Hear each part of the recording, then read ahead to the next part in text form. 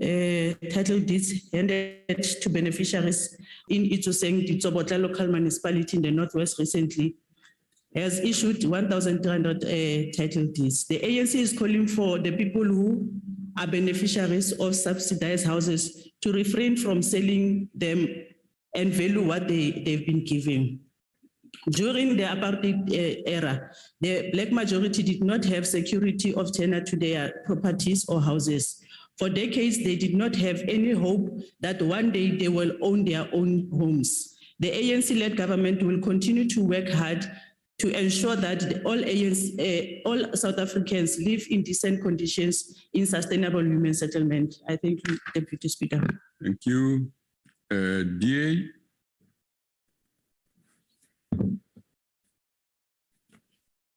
Deputy Speaker, in his 2022 State of the Nation address, the President pronounced on the government upscaling the Welisizwe Rural Bridges Program, of which the South African National Defence Force is the implementing agent, to deliver 95 bridges a year from the current 14. It is imperative that the government makes an announcement on which bridges are included for the attention of the Welisizwe program in 2022. The dangerous bridges and deadly so-called Tebe suspension bridge in Ward 6 in Zimvubu local municipality needs to be at the top of the list. This crumbling bridge is one of the only means for 2,000 residents from 7 villages to cross the dangerous Zimvubu River to essential services. Residents have to cross this bridge that was built 21 years ago as a temporary measure to get to school, clinics, and to buy groceries. Over the past years, at least 30 villages have drowned in the river after being swept from the banks of the unsafe Tebe Bridge or another low-lying bridge in the area. When the river is in full flow, even the suspension bridge is too dangerous to cross, cutting villages of the outside world. The DA has on numerous occasions brought the issue of this dangerous bridge under the attention of the local municipality, but received no attention. We also want to thank our DA Councillor Nozima Nchongo for exposing this deadly bridge in a social media video that was viewed over 120,000 times that attracted the President's attention. Since the 21st of January 2022, the Office of the President, the Department of Public Works, the Deputy Minister of Agriculture, the Alfred Nzo District Municipality, and the Executive Mayor, including the SANDF, have conducted oversight inspections there, and promises of urgent interventions have been made, but since the 5th of February, the community has received no feedback. The people living in these villages are in fear every time they have to cross the Tebe Bridge, while government drags its feet and endangers lives by its inaction. The government must immediately take the people into confidence and give clarity on the list of bridges to be attended in 2022. The people living in Ward 6 in Mzimvubu deserve hope and have the right to live their lives in a safe environment, especially when we celebrate Human Rights Day. I thank you. Thank you. ANC.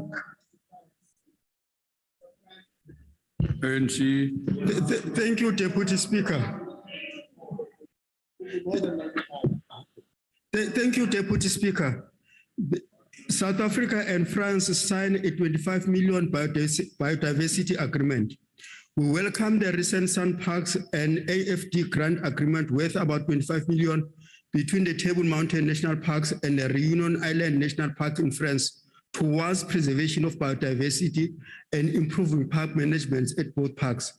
At the signing ceremony on Tuesday, the 15th March 2022, hosted at the Table Mountain Aerial Cableway, representatives from Sun Parks and FD announced that the funds from the agreement will be used to support the park actions that facilitate the sharing of knowledge and experience between South Africa and Reunion Islands. Both parks have UNESCO World Heritage status and conserved highly diverse ecosystem and cultural heritage sites of the global value. Some of the main project activities include developing strategic plans and sharing tools for invasive species management, vulnerable species management, fire management, and climate change preparedness, training, pilot field interventions, awareness raising activities, and joint studies and research. We wish them success in exchanging and learning from each other to better enable this valuable coexistence. I thank you, Deputy Speaker. Thank you. Honorable members, that concludes member statements. Are there any ministerial responses? This question must be changed. There has to be. Yeah. Any ministerial responses?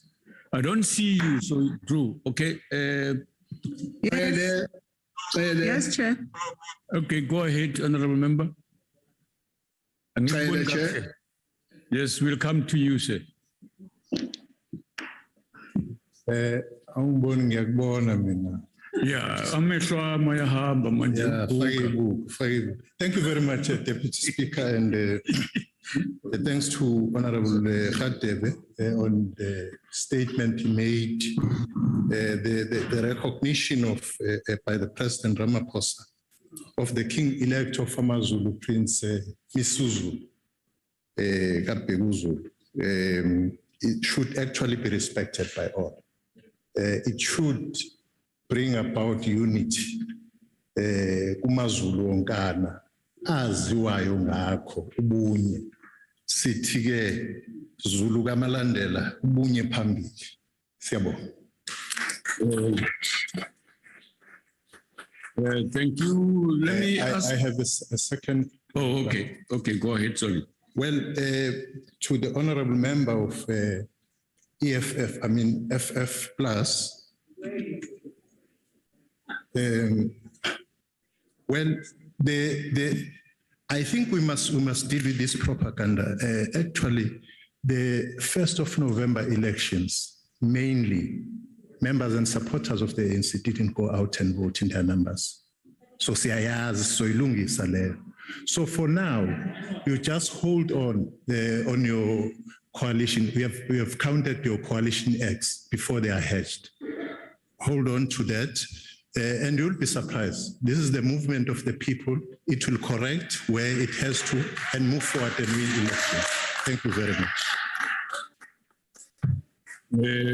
Thank you, Honorable Barbara Chrissy, followed by Honorable Nkosazana, Dlamini Zuma, Honorable Le, in that order, and then Honorable Kubai, and then Zulu. Please follow each other in that way. Thank you very much, Honourable Deputy Speaker.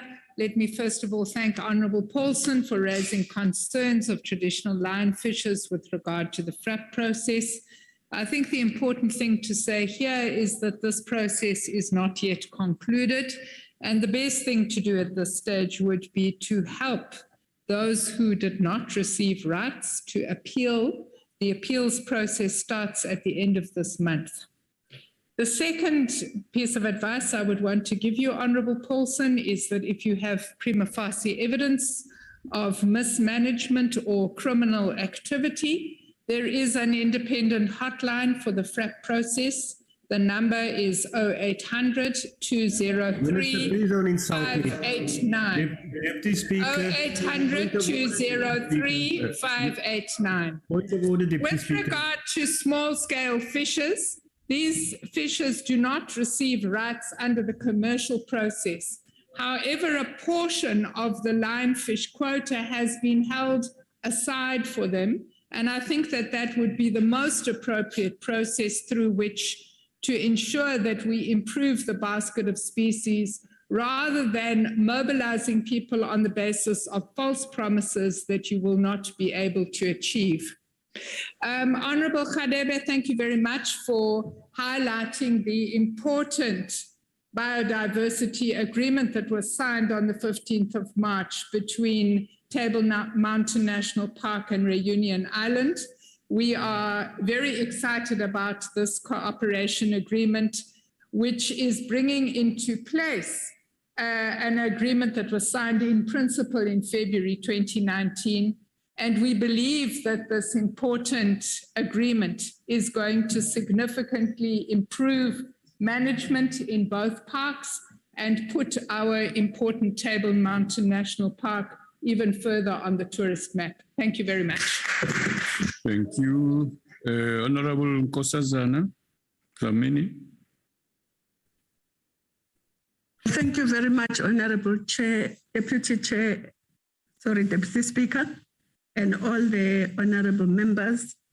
I was going to comment on the recognition by the President of His Majesty King Misuzulu.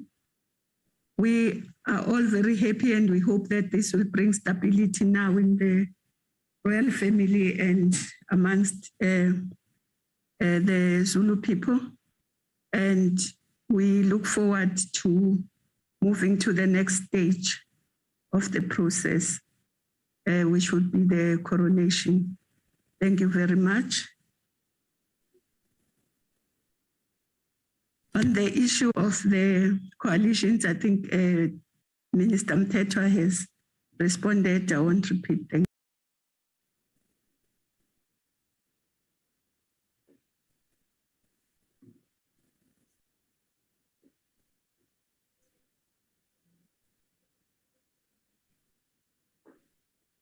Ukantile Minister. Okay. Let's go to Honorable Kubai. Okay. Oh no, okay, man. Okay, yeah. No, see, correct. Thank you very much, Honorable Deputy Speaker. I was just trying to find the relationship between Cele and Kubai, but it's okay. Chair, I want to respond to the member raised the issue of breaking down of the laboratory, these illegal laboratories. We want to salute the operations of the police that happened on the day of the 8th March there in Gauteng Country Park.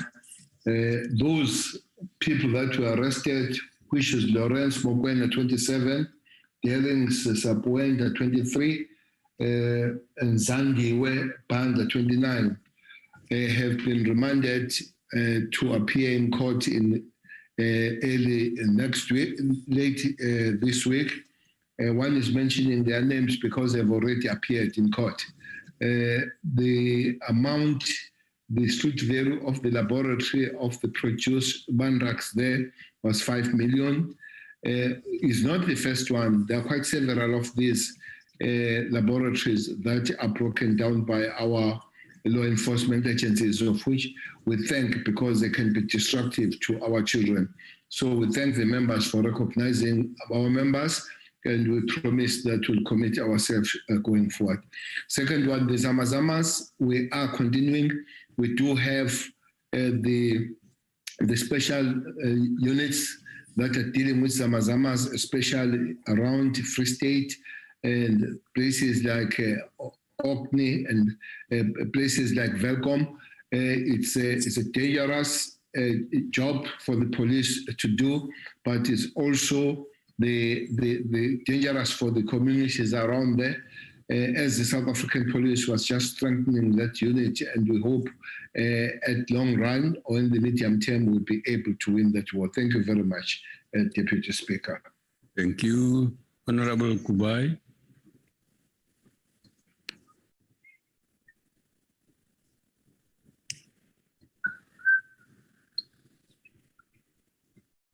Tlome. Okay. Rupulisa mahlo jwale. Honorable Zulu.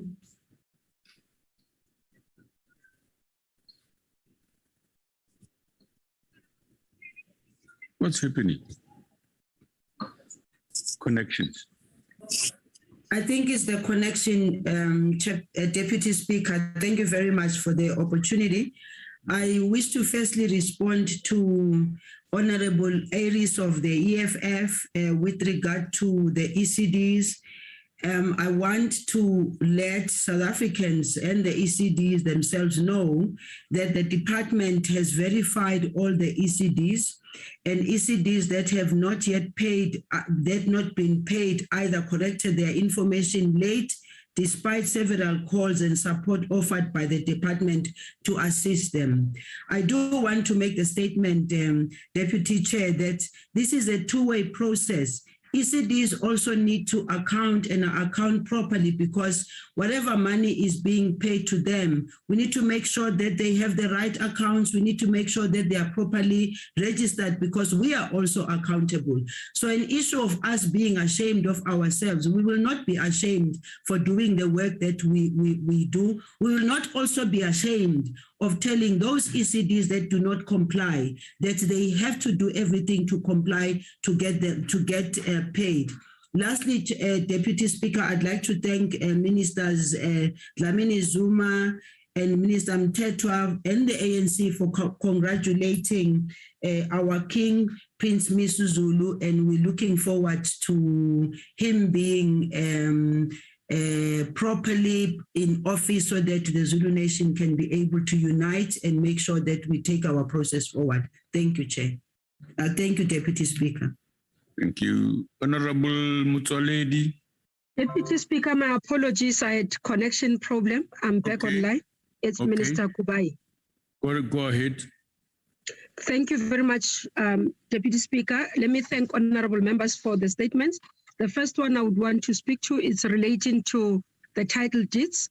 As we agree that title deeds give dignity to our people, but it restores their ownership. That has been one of the things that has been a difficulty in terms of especially previously disadvantaged communities.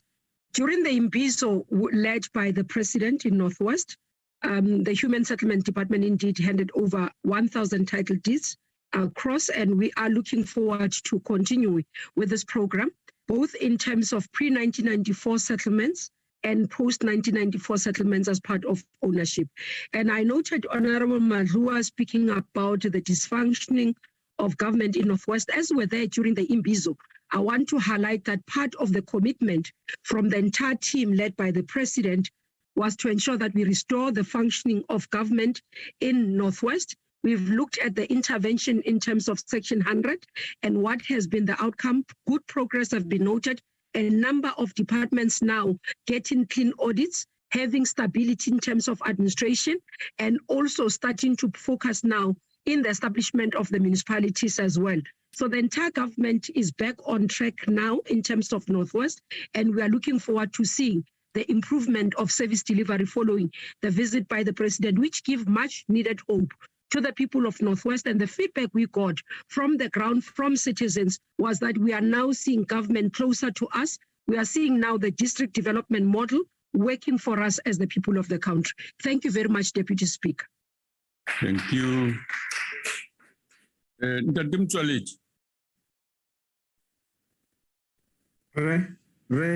Speaker.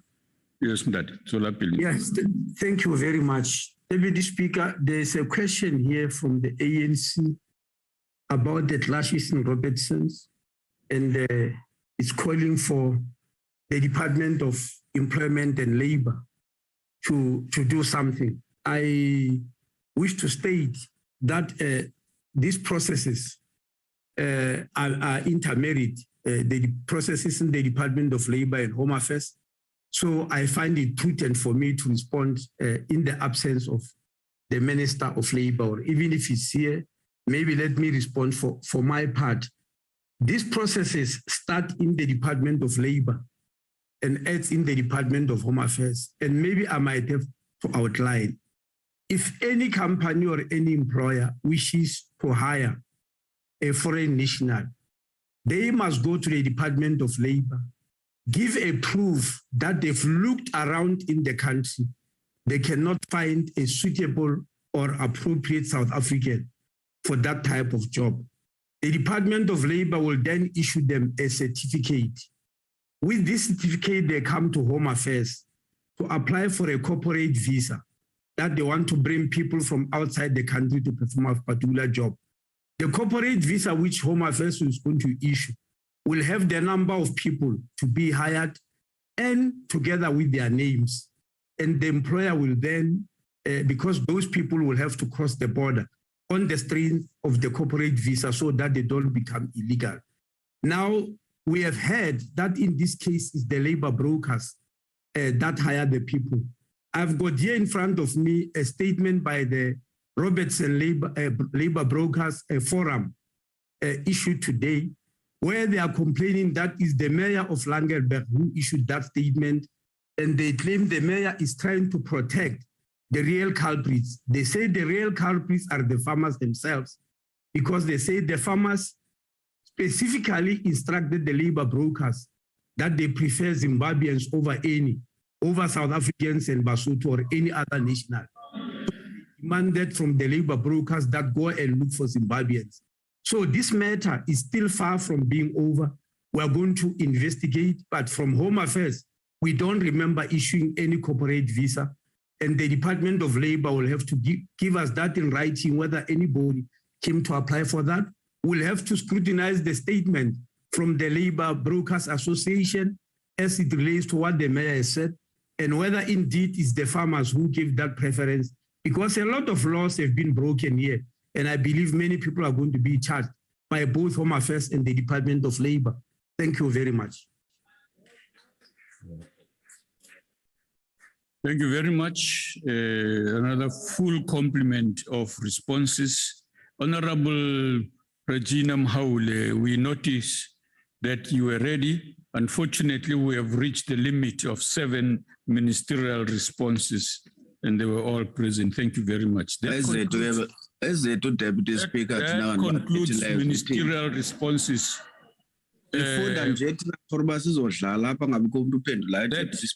Mamela, wangazi ubani okumemile. Honorable member, you can't just, honorable member, you can't just open your mouth and speak as if you are in a shebeen or something. You are not. Please. No, you are not. Please. Be careful.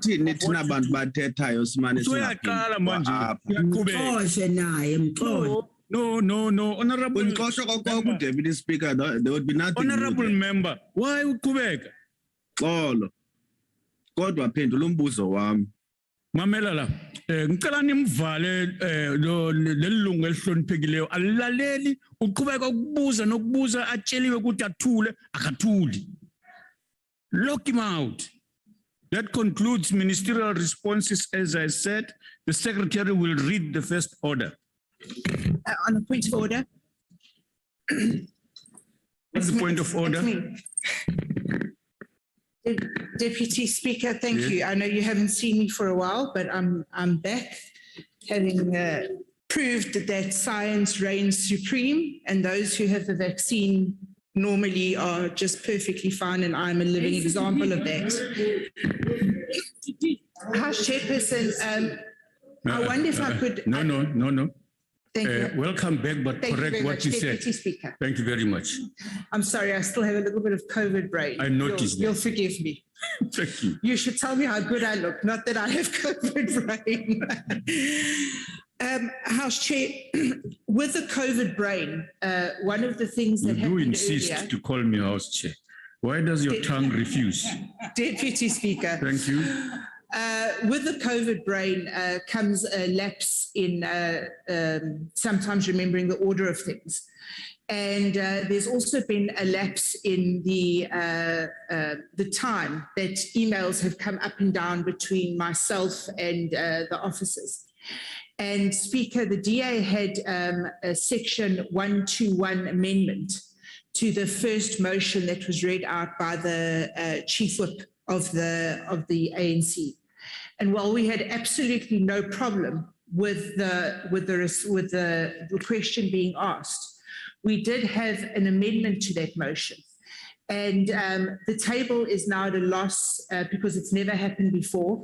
We're at a loss. We can't find any rule that says what happens if we come back to it later. So, Deputy Speaker, I wonder if you could apply your mind, sir, and if you would let us make an amendment to the motion that was read out in accordance to section 121. It was simply an omission on our side, but we did get permission from the table to bring the motion forward as long as I read it.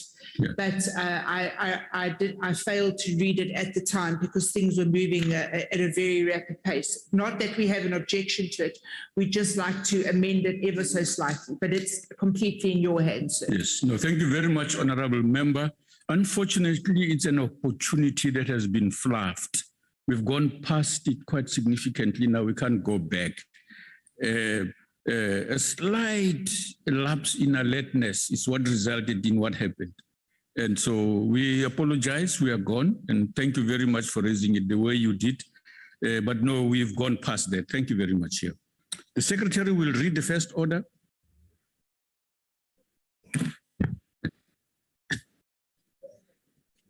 Consideration of report of Portfolio Committee on Communications on 2020-21 third and fourth quarter performance and expenditure reports of Department of Communications and Digital Technologies.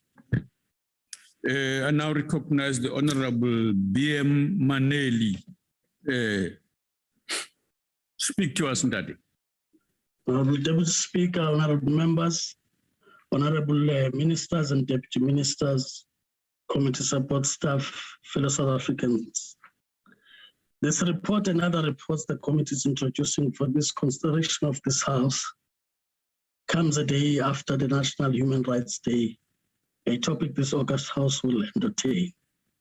May this 2022 Human Rights Month be a reminder for us to advance and defend the gains of our democratic order since 1994. Honorable members, the Portfolio Committee on Communications Committee considered the 2020-2021 third quarter and fourth quarter performance. So, for a period. Sorry, Honorable Maneli. Honorable members, please just check your mics that they are off. We are really not interested at this moment in your conversation, wherever you are. Sorry, please switch off. Go ahead, Honorable Maneli. Thank you, Honorable Deputy Speaker. As I said, the Portfolio Committee on Communications, the committee considered the 2020-2021 third quarter and fourth quarter performance, which is for the period 01 October 2020 to 31 December 2020 and 1 January 2021 to 31st March 2021 respectively, of the department and its entities in a virtual meeting on the 17th August 2021. This report gives an overview of the presentation made by the department and its entities to the committee, focusing mainly on its achievements, outputs in respect of the performance indicators, targets set for the 2020-2021 financial year, and related financial performance. The report also provides the committee's key deliberations and recommendations in relation to the performance presentation by the department and its entities. Notably, the 2020-2021 third and fourth quarter report performance and expenditure obligations continued to be implemented during the declared state of disaster as declared by the President on 15 March 2020. Honorable Deputy Speaker, the department committed to achieving 44 annual performance plan APP quarterly targets by the end of quarter 3 of the 2020-2021 financial year.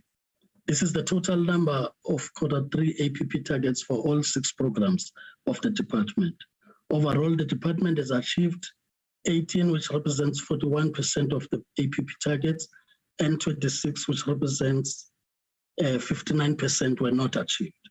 At the end of December 2020, the department spent over 2085.5 billion rands, of which 64% of the annual budget, against 41% of the targets achieved for quarter 3. For the fourth quarter, the department committed to achieving 43 APP quarterly targets. This is the total number of 4 APP targets for all 6 programs of the DCTT. Overall, the department has achieved 25, which represents 58% of the APP targets, and 18, which represent 42% were not achieved. At the end of March 2021, the department spent 317.5 billion rands, of which is 97% of the annual budget, against 58% of targets achieved for quarter 1.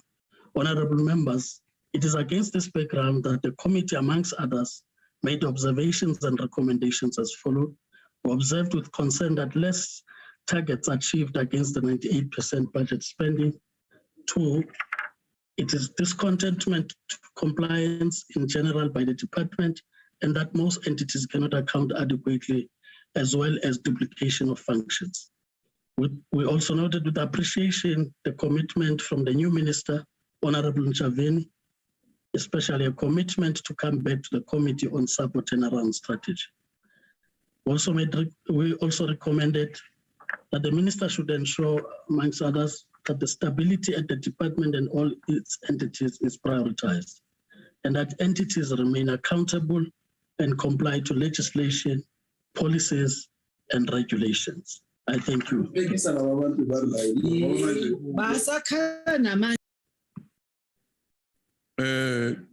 Teliswa Mkweba, can't you just switch off your mic?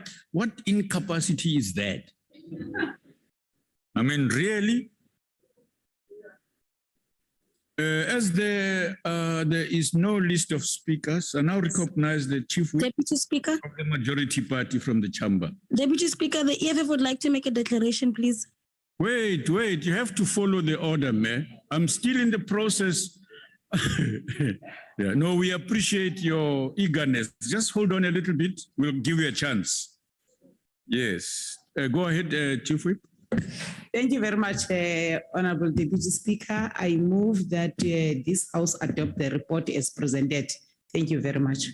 Thank you very much, October. This is nice. I will now recognize political parties wishing to make a declaration. The usual times apply. The DA? Yes.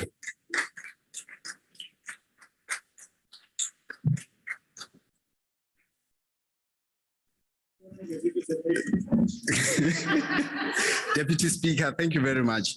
From the onset, let me declare that this report predates my membership of this committee.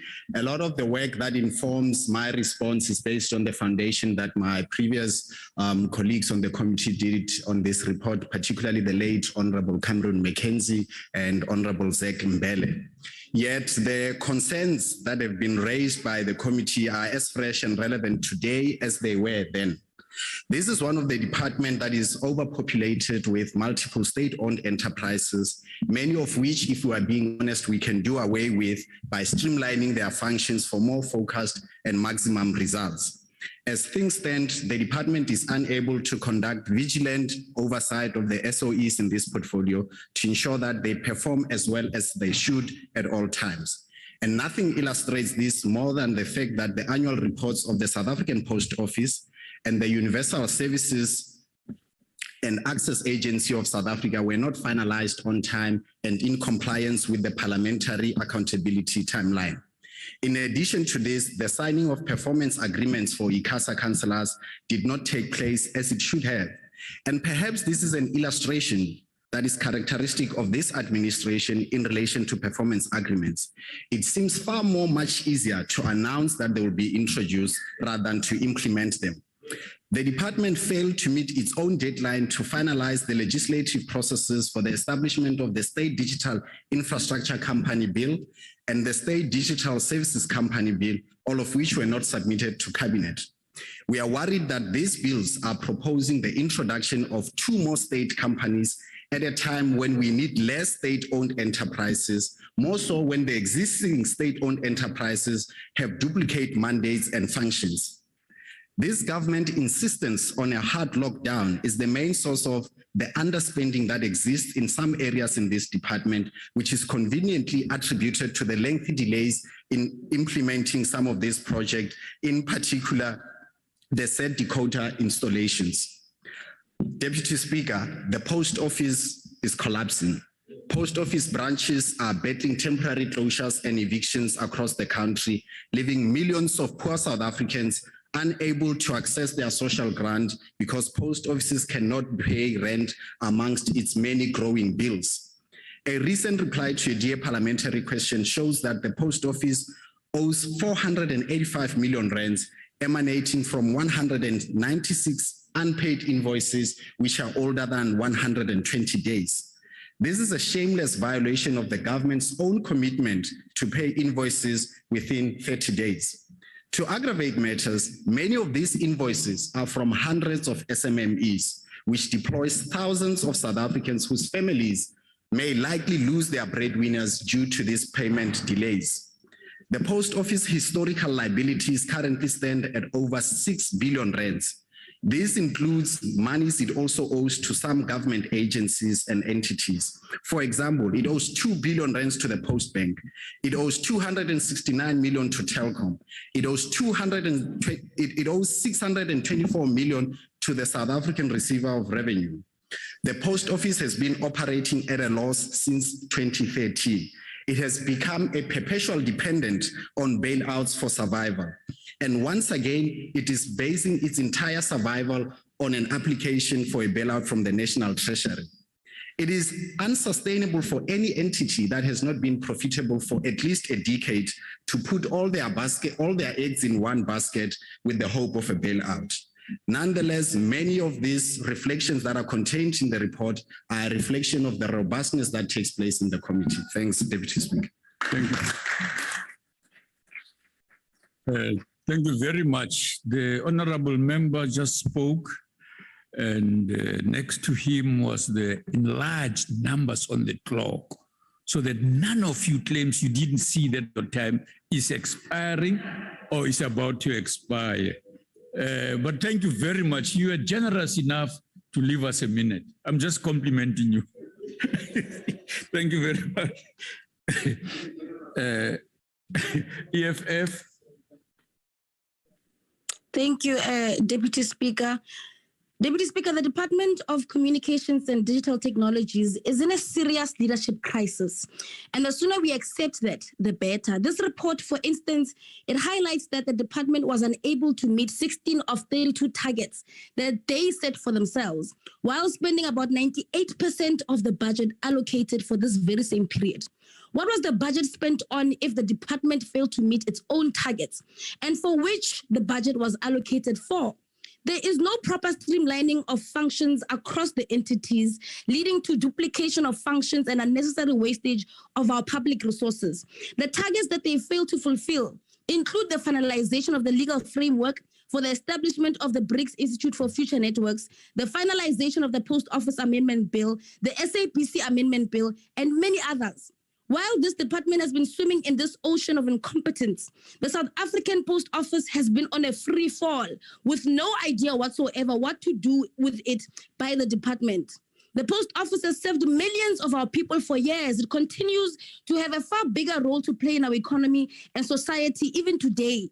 The crisis is the lack of imagination by the leaders of that very entity, together with the minister leading this department, to reimagine the role of the post office in today's day and age. There are functions that can legally be made by the exclusive preserve of the post office. The post bank could be used in more innovative ways to provide banking services and finance for those excluded by the main banks. In liaison with other departments such as Home Affairs and Social Development, the post office could be made to work to ensure services are made more accessible to our people. We therefore reject the report, Deputy Speaker, and the gross incompetence of this department. Thank you very much.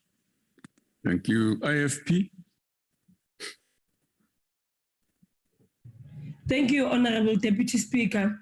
With the advent of the Internet of Things and the growing network of Internet-enabled devices, which will soon enable smart cities together with our emerging technologies, such as access to Internet and Internet of Things, is part of the fourth industrial revolution.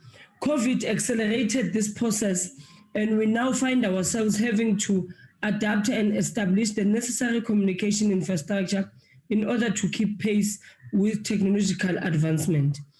We are further challenged in this regard by the unequal infrastructure development of the past, which now finds many of our citizens, especially in our rural areas, at a disadvantage in terms of access to robust, reliable, and affordable ICT services.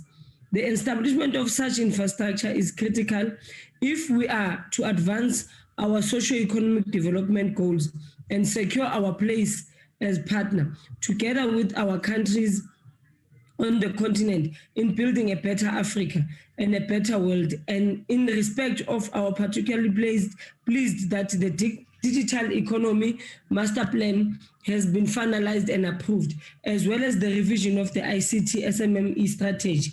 It is crucial that we get all South Africans working and this infrastructure provides a large measure of such platforms. It is estimated that there are approximately 25 billion devices connected to the internet currently, and that this figure will expand and multiply itself at an ever-increasing rate. Cybersecurity will become critical, especially as we move towards a cashless society. And in respect of the protection of personal information, Deputy Speaker, with regards to the department itself, we remain concerned about the lack of stability, both in respect of the department and its entities. Remedial actions must be decided upon and must be swift and actioned. As we are weak foundationally, the task we have set ourselves will fall. Legislation must be amended and updated, and key performance indicators and targets established for if we have no targets, we achieve nothing. The IFP supports the report. Thank you. Thank you. FF Plus. I don't think there's a declaration. Sorry. Deputy Speaker, I don't think there's a declaration. Thank you. Okay, SCDP.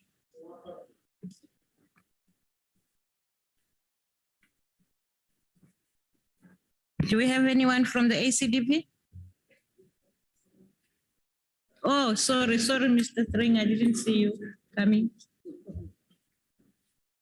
Thank you, House Chair. The ACDP notes this report from the Portfolio Committee on Communications on the third and fourth quarter performance and expenditure of GCIS and the MDDA for the 2020-21 financial year. At the outset, I wish to challenge the narrative in the report under the organizational environment, and I quote, "The period under review was characterized by high levels of trust in government information on COVID-19, eager anticipation on the vaccine rollout program, and also fear and anxiety in the public-related and job security and COVID-19.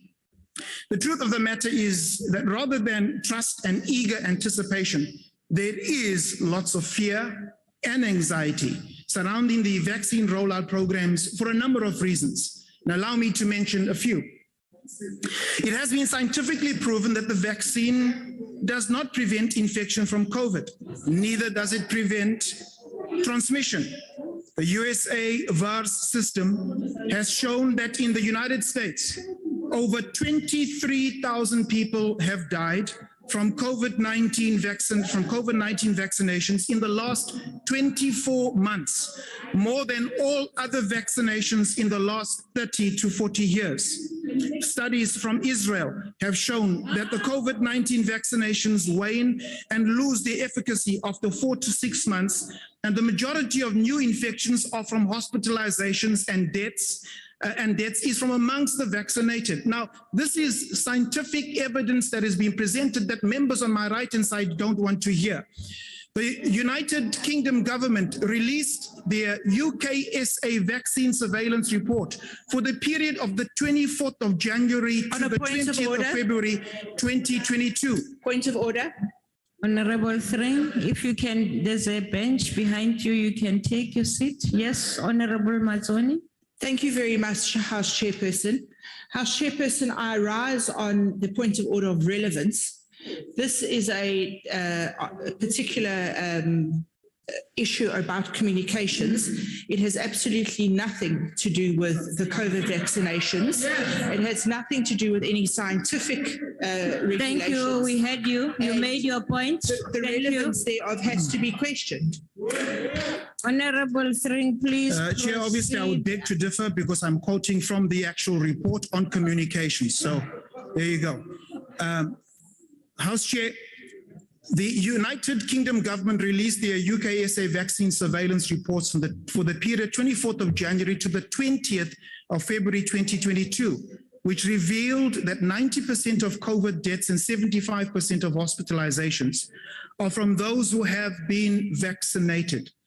Now, over 70 South African doctors from the Transformative Health Justice submitted adverse event reports to our local authorities, but lamented that these were not reported to the public, and as a result, there is essentially no awareness or transparency of this important issue. Now, the ACDP welcomes the clean audit achieved by the agency. We do not support the centralizing of communications to the presidency and note with concern the increasing tendency of calls to centralize other government departments. While we welcome the Vukuzenzela initiative, the ACDP calls for the communications department to be unbiased, truthful, open, and transparent in all of their reporting. I thank you. Thank you. Oh.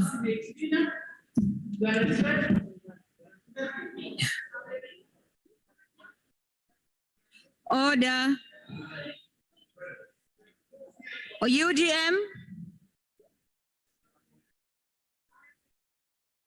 The screen has changed, honorable members. I'm just seeing it now. It's different from the previous week's one. This one shows how much is left, and that is what you requested. So please check your screens. UDM? ATM? Good.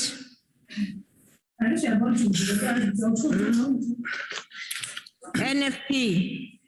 Thank you, Madam House Chair. The National Freedom Party notes and welcomes the report of the committee. We'd also like to congratulate the Minister of Communications and Head Department for the success of the auction of the spectrum. Sorry. Reports have come in claiming that ICASA would have received 14.4 billion, which is 6 billion more than estimated by ICASA. These monies are going to the National Fiscus, and would like to echo the call of the Minister to the National Treasurer to redirect some of the funds towards the programs of the department. Data costs are extremely high in South Africa. Well, everything is expensive in South Africa compared to other countries. Perhaps we could subsidize data costs. Njengoba abantu bethu abaningi bengasebenzi futhi abantu abahlala endaweni zasemakhaya uyibona kakhulu abakwazi ukuthi besokolela indaba ye-data. Siyokujabulela uma ngabe beyokwazi ukuthi baxhaswe. Even internet cost. These costs have become a critical part of our daily and monthly expenses with hybrid and remote learning and working. House Chair, we'd also like to call on the government to utilize some of the money raised from the spectrum to invest in digital skills development programs and curriculums for our young people. Let us invest in the future of this country. Digital technologies and the fourth industrial revolutions are here to stay. Let us invest in these skills, knowledge, and research with the objective to create jobs and move along with the rest of the world with technology. I thank you. Thank you. AIC.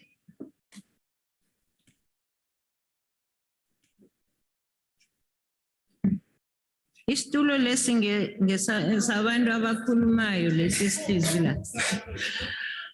Thank you, House Chair. In reviewing the department's third and fourth quarter performance and expenditure report, the following policy instruments guided us. Chapter 4 of the NDP, the 2016 National Integrated Information and Communication Technologies Policy White Paper, the department's own performance in the year under review. We also consider the performance of the entities falling under the department.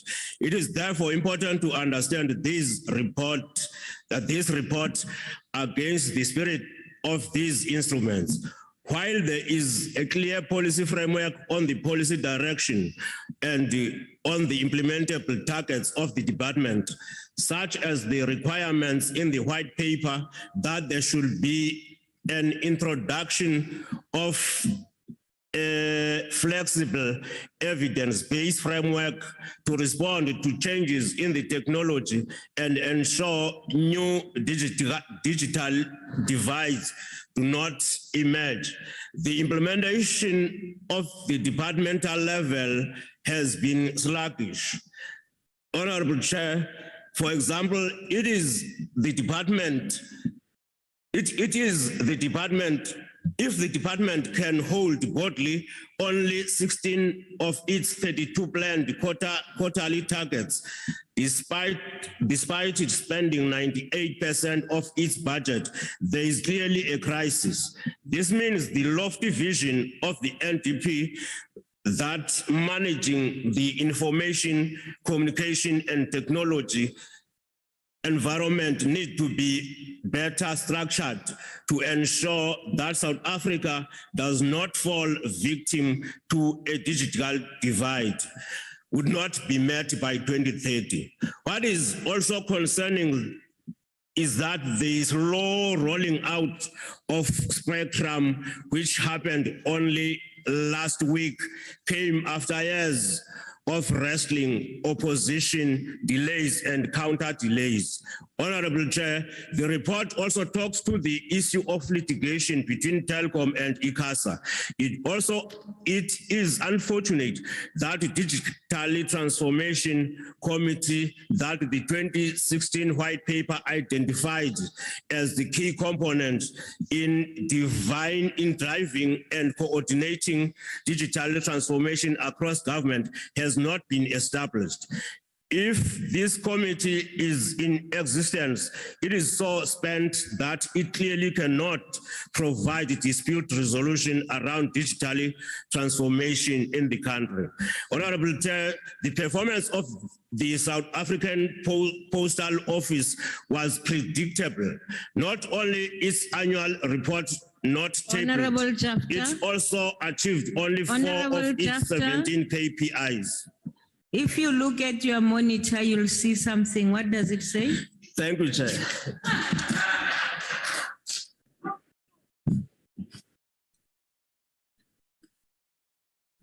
Cope?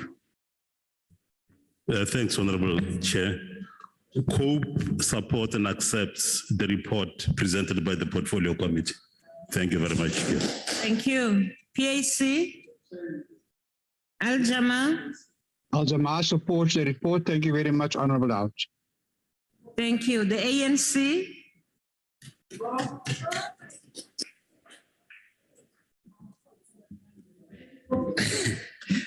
Thanks, Honorable House Chair.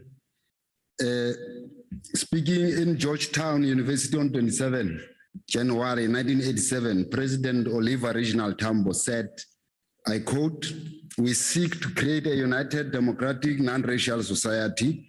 We have a vision of South Africa in which black and white shall live and work together as equals in conditions of peace and prosperity." Close quote. It is days such as human rights, which we commemorated yesterday, that continue to give life to those words. In such words that remind us the fruits of liberation that we enjoy today, we had earned. Many men, women, children lost their lives, and others were left psychologically and physically paralyzed as a result of the Sharpeville massacre on the 21st March 1960. Today, not only are we able to move around freely in our country, but we have superior protection from prejudice and injustice in the form of the Constitution, particularly the Bill of Rights. Honorable House Chair, it is worth appreciating that ICT sector has a significant and growing impact on the GDP of South Africa and is part of the important economic sectors that it potentially provides opportunities for South Africa to get out of the current economic challenges. Our National Digital and Future Skills Strategy set out a vision of a South Africa in which all its people are able to benefit from enhanced digital skills, thereby contributing to significantly enhanced quality of life, improved education, and higher economic growth. Digital skills are one of the key skill sets required for the creation of new kinds of 21st century jobs.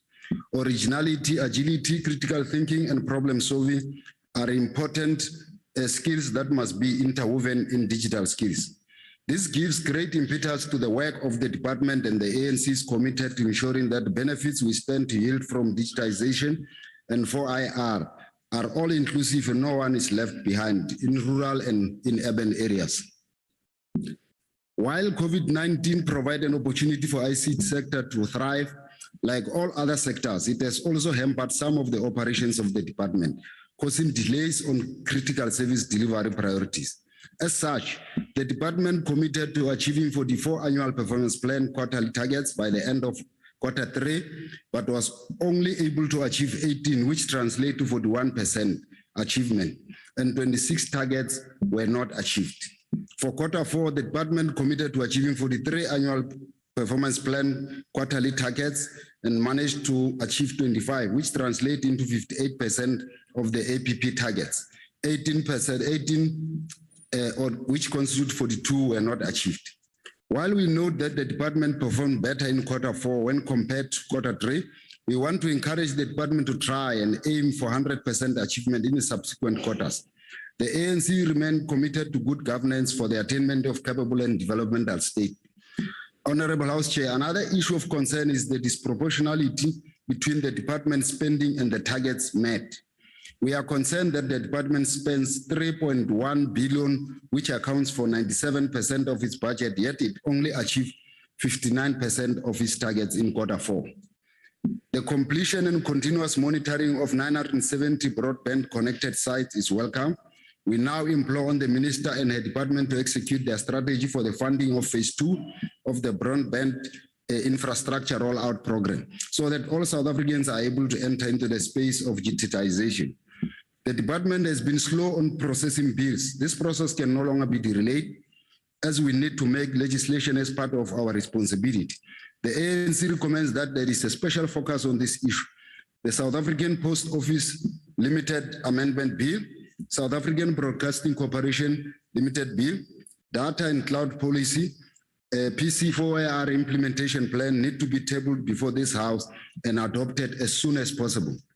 In conclusion, House Chair, while we appreciate the work done by some of the entities to meet their targets and adequately execute their mandate to South Africans, the ANC remains concerned about the state of the affairs of SAPO, USEF, NEMISA, and SABC. There is an urgent need to fast-track the repurposing of some of these entities so that we are able to effect the turnaround strategy for improved performance. In conclusion, House Chair, the ANC support this report. And I must also indicate that all ANC pastors have been vaccinated. Thanks. Thank you. What a choice of a sticker for the tie. Thank you. We proceed, honorable members. The motion is that the report be adopted. Are there any objections? No objections, agreed to. The secretary will read the second order. Consideration of report of Portfolio Committee on Communications on 2020-2021, third and fourth quarter performance and expenditure reports of Government Communication and Information System and Media Development and Diversity Agency. Thank you. The chairperson of the committee, Honorable Maneli, will you please introduce the report? Honorable House Chair, honorable members, honorable ministers and deputy ministers, committee support staff, fellow South Africans. The Portfolio Committee on Communications, the committee considered the 2020-2021 third quarter and fourth quarter performance of the department and its entity, the MTDA, in a virtual meeting on the 18th August 2021.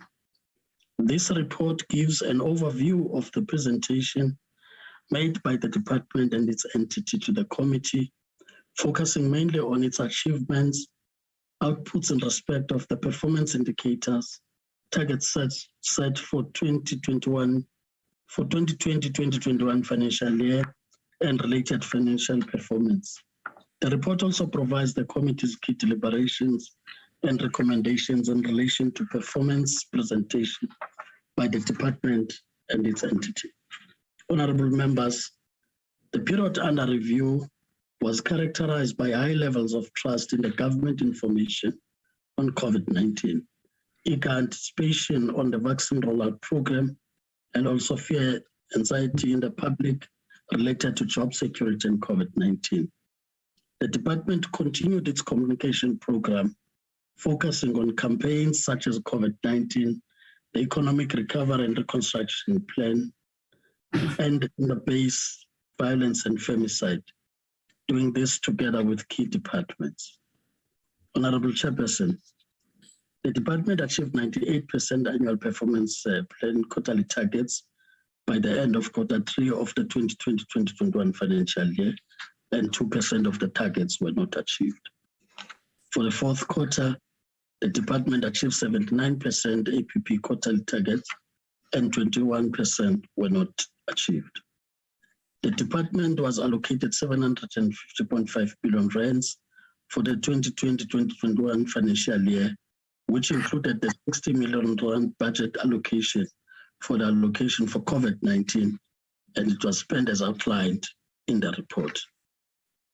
Honorable members, it is against this background that the committee, amongst others, made observations and recommendations as follows. One observed with concern that one target in both quarters under review, which relates to payment of invoices within 30 days, was not achieved, and that 8 targets were not met during the fourth quarter. We also commend the MDDA for achieving the clean audit. However, the committee was concerned with lack of funding from the commercial print media, and therefore recommend, amongst others, that the minister should ensure that one, the department and the entity itself meet all its targets, and that a way is found to engage the commercial printing sector in order to restore the funding it made to the MDDA. I thank you, House Chair. Thank you, Honorable Maneli. As there are no lists of speakers, I recognize the Chief Whip of the Majority Party. Thank you very much, House Chair. House Chair, I move that the report be adopted as presented. Thank you. Thank you very much. I will now recognize the political parties that wish to make a declaration. The EFF would like to make a declaration, Chair.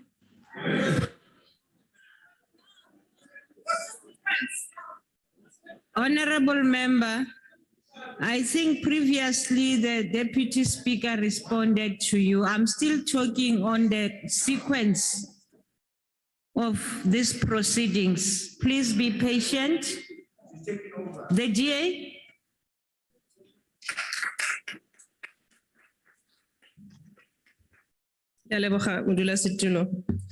Chairperson, allow me to preface my declaration by reminding us that yesterday South Africans commemorated yet another Human Rights Day under prolonged and now unnecessary lockdown conditions. With that said, it is apt that I note the sober analysis of the Minister in the Presidency, Honorable Mondli Gungubele, who writes in the Presidency Forward in the Media Development and Diversity Agency, MDDA Annual Report of 2020-2021, saying, the first lockdown announced on 23 March 2020 spelled a loss of income on both the mainstream and community media sectors. He further quotes the South African National Editors Forum, SANEF, which reports that most small publishing houses that could not access emergency government funding resulted in a loss of an estimated 300 to 400 journalistic jobs. What is more troubling is his admission that it is even harder to ascertain how many jobs were lost at the community radio station levels, as this sector absorbs a lot more numbers when it comes to volunteers who are paid a mere monthly stipend. Honorable Gungumbele laments that the decline in advertising revenue was just as substantial to these community media projects. Added to this was the disappearance of the third stream of revenue from sources such as hosting events. Moral of the story, you ask.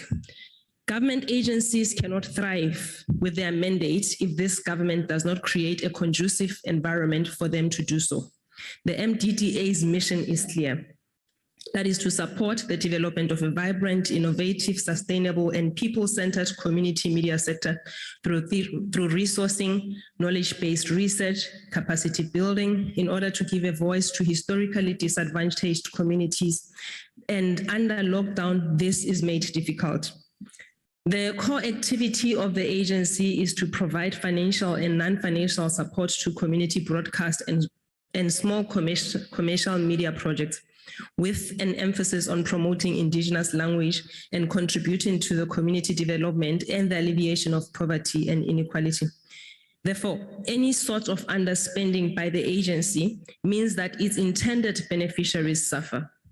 It means that the project to give the voice to the historically disadvantaged communities is deferred, be it a 1% not spent on administration or 4% on intergovernmental coordination and stakeholder management. The communities suffer. As an intervention to the lockdown, the agency board approved 20 million rands as an emergency relief fund for community and small commercial media to be dispersed over 2 phases. The report states that due to over 16 million rands, the report states that to date, over 16 million rands has been dispersed to 210 qualifying beneficiaries. The DA welcomes this as it serves as a reprieve for the sector. The committee report notes the agency's inability to meet one target in both quarter under review, which relates to payment of invoices within 30 days. Fact is, non-payment of invoices poses a risk to beneficiary. The DA therefore welcomes the intervention by the SCM officials who work extended hours to address the outstanding invoice issues. As noted by the committee, the agency continues not to receive any sort of funding from commercial printing sector. The DA hopes that the planned stakeholder engagement helps strengthen ties with this sector so that they can add their contribution to the development of the SMMEs. Whether colleagues on the right care to admit it or not, the lockdown has derailed not just this sector, but many other sectors in the country. This sector, operating under much uncertainty, was unable to make even short-term plans because of the abrupt family meetings called by the president to announce in most cases our limitations of our freedoms, and as well as it was not well thought through. We acknowledge the resilience of the staff, management, the board of the MDDA, as well as congratulate them on the audit report. We wish the agency well, especially with their quest to engage decision makers in broadcasting, print, telecommunication operations, social media platforms, training partners, and other key stakeholders in order to secure funding for its mandate. Thank you, Modula Stulo.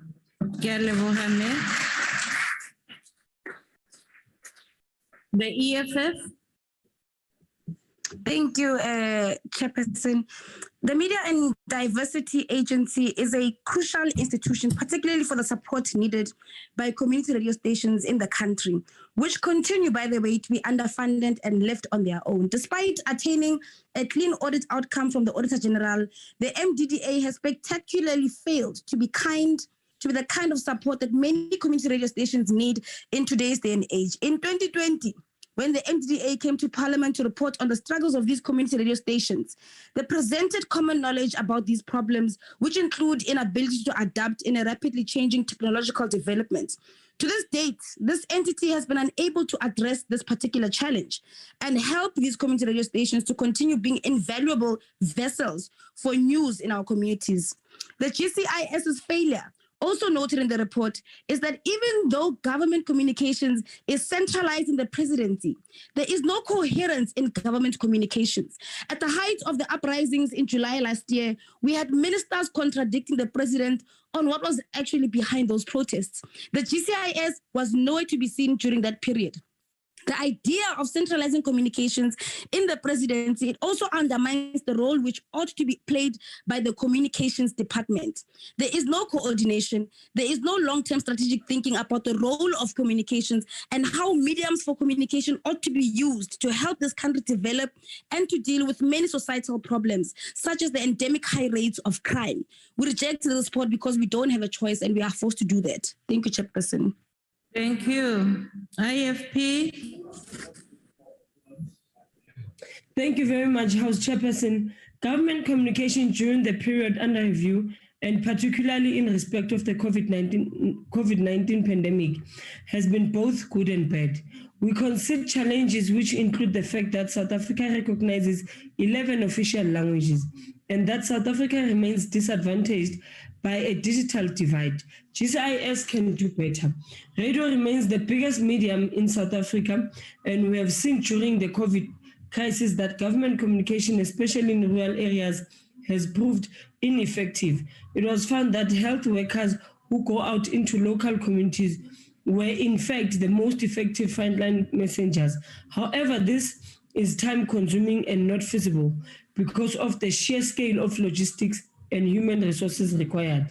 New and effective ways must be found to ensure communication to all South Africans during this pandemic. Internally, we remain concerned that GCIS does not have its house in order in respect of settlement of creditors' accounts, especially when these affects the cash flow of SMME's contractors. Government must be doing all that it can to create a vibrant small business economy rather than suffocating smaller enterprises by not settling their accounts timelessly. The MTTA under the leadership of Ms. Poche must be congratulated for its compliance with the audit process. Chairperson, the GCIS and MTTA must strive to continue with the good trajectory they are currently upon. Targets must be met and performance regularly monitored. It remains extremely critical that effective government information is communicated to the citizens. I thank you. Thank you. FF Plus. No declaration, House Chair. Thank you. ACGP.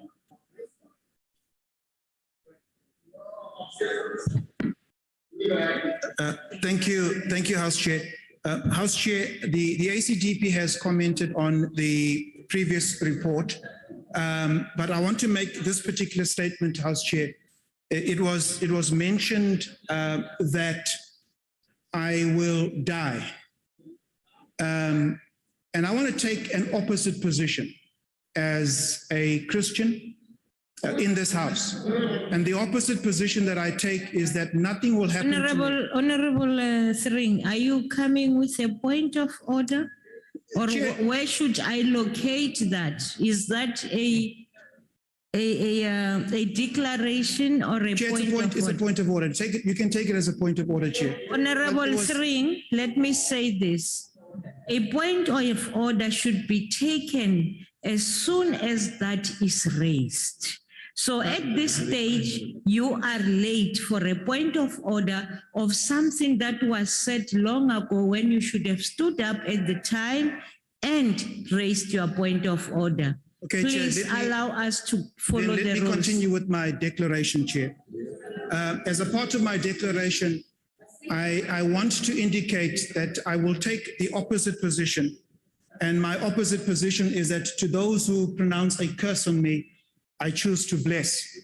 Nothing will happen to me, but nothing will happen to me beyond that which my Father in heaven either permits or does not permit.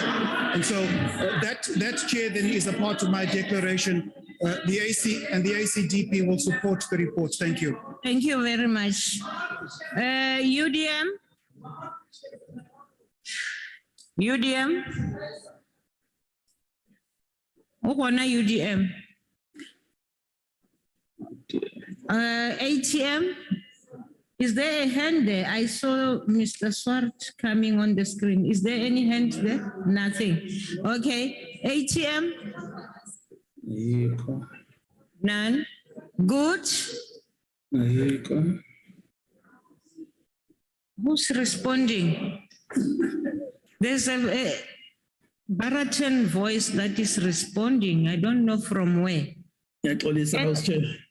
Oh, okay, Vala. NFP?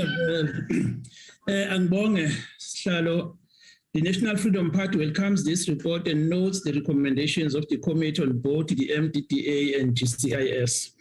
With that said, we would like to stress and shed light upon one of the entities of the department.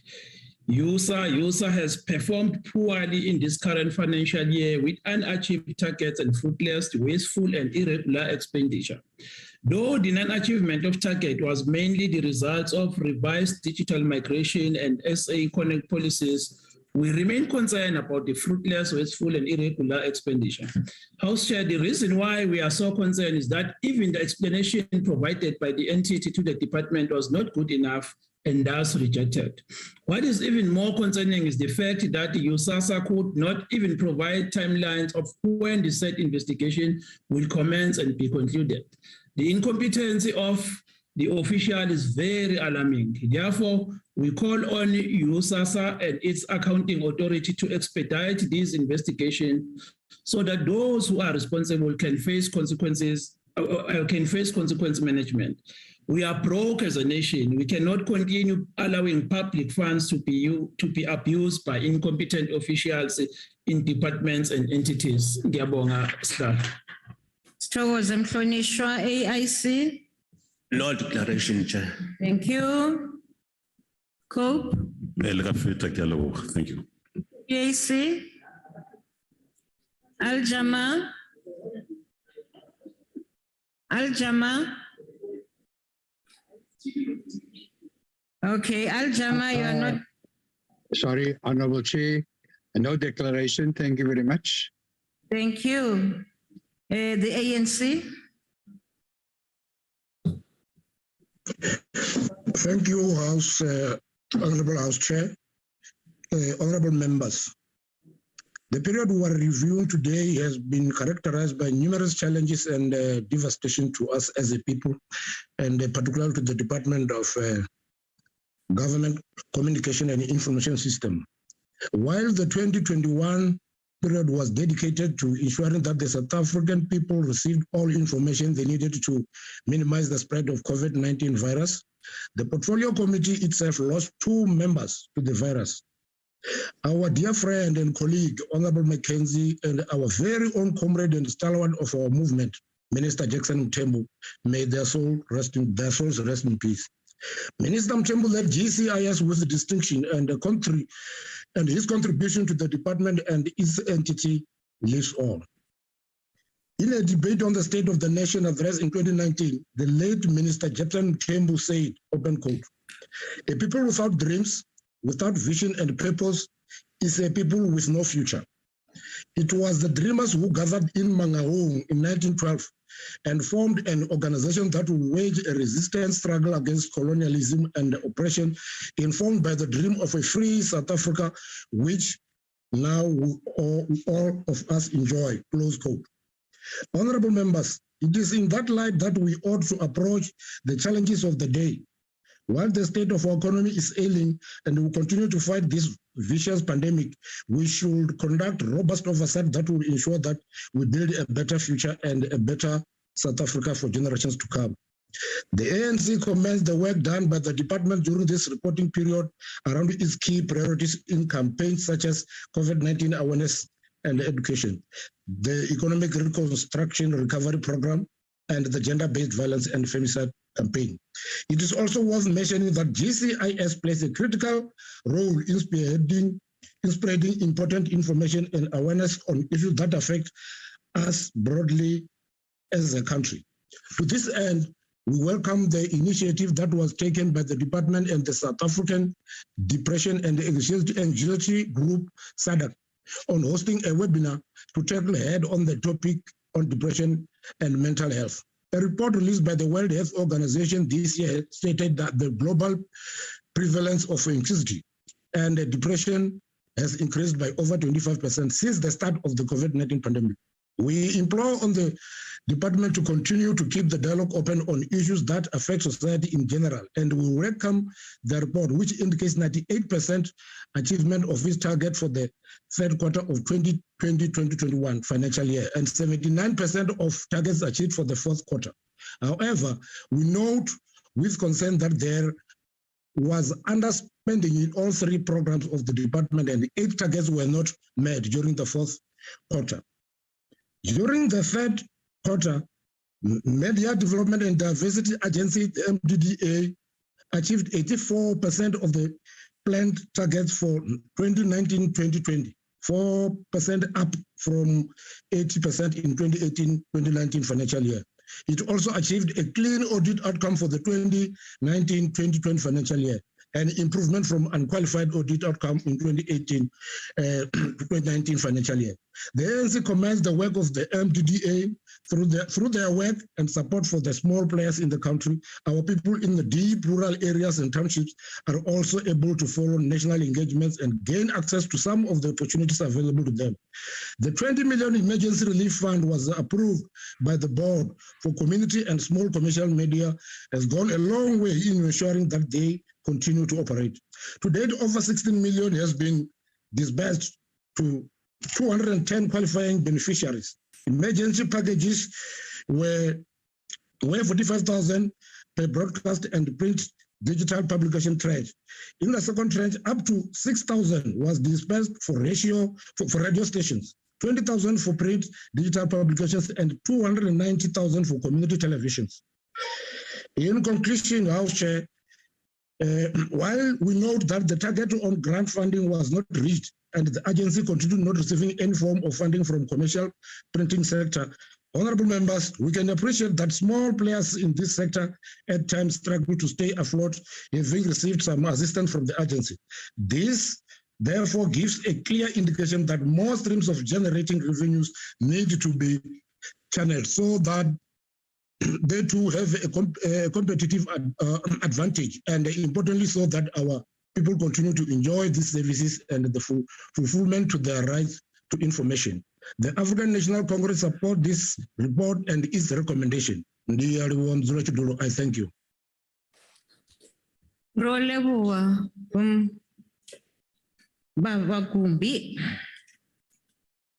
I will now.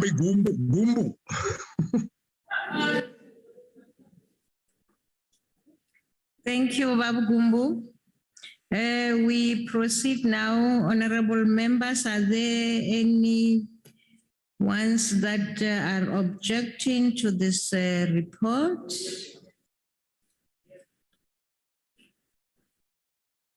No objections, agreed. What's the objection of the EFF, Chair? Noted. The report is agreed to. I will ask now the secretary to read the third order. Debate on Human Rights Day, entrenching human rights culture in the fight against racism, xenophobia, and other related intolerances. Thank you. We will now invite the Honorable Maseko Chele to take the podium.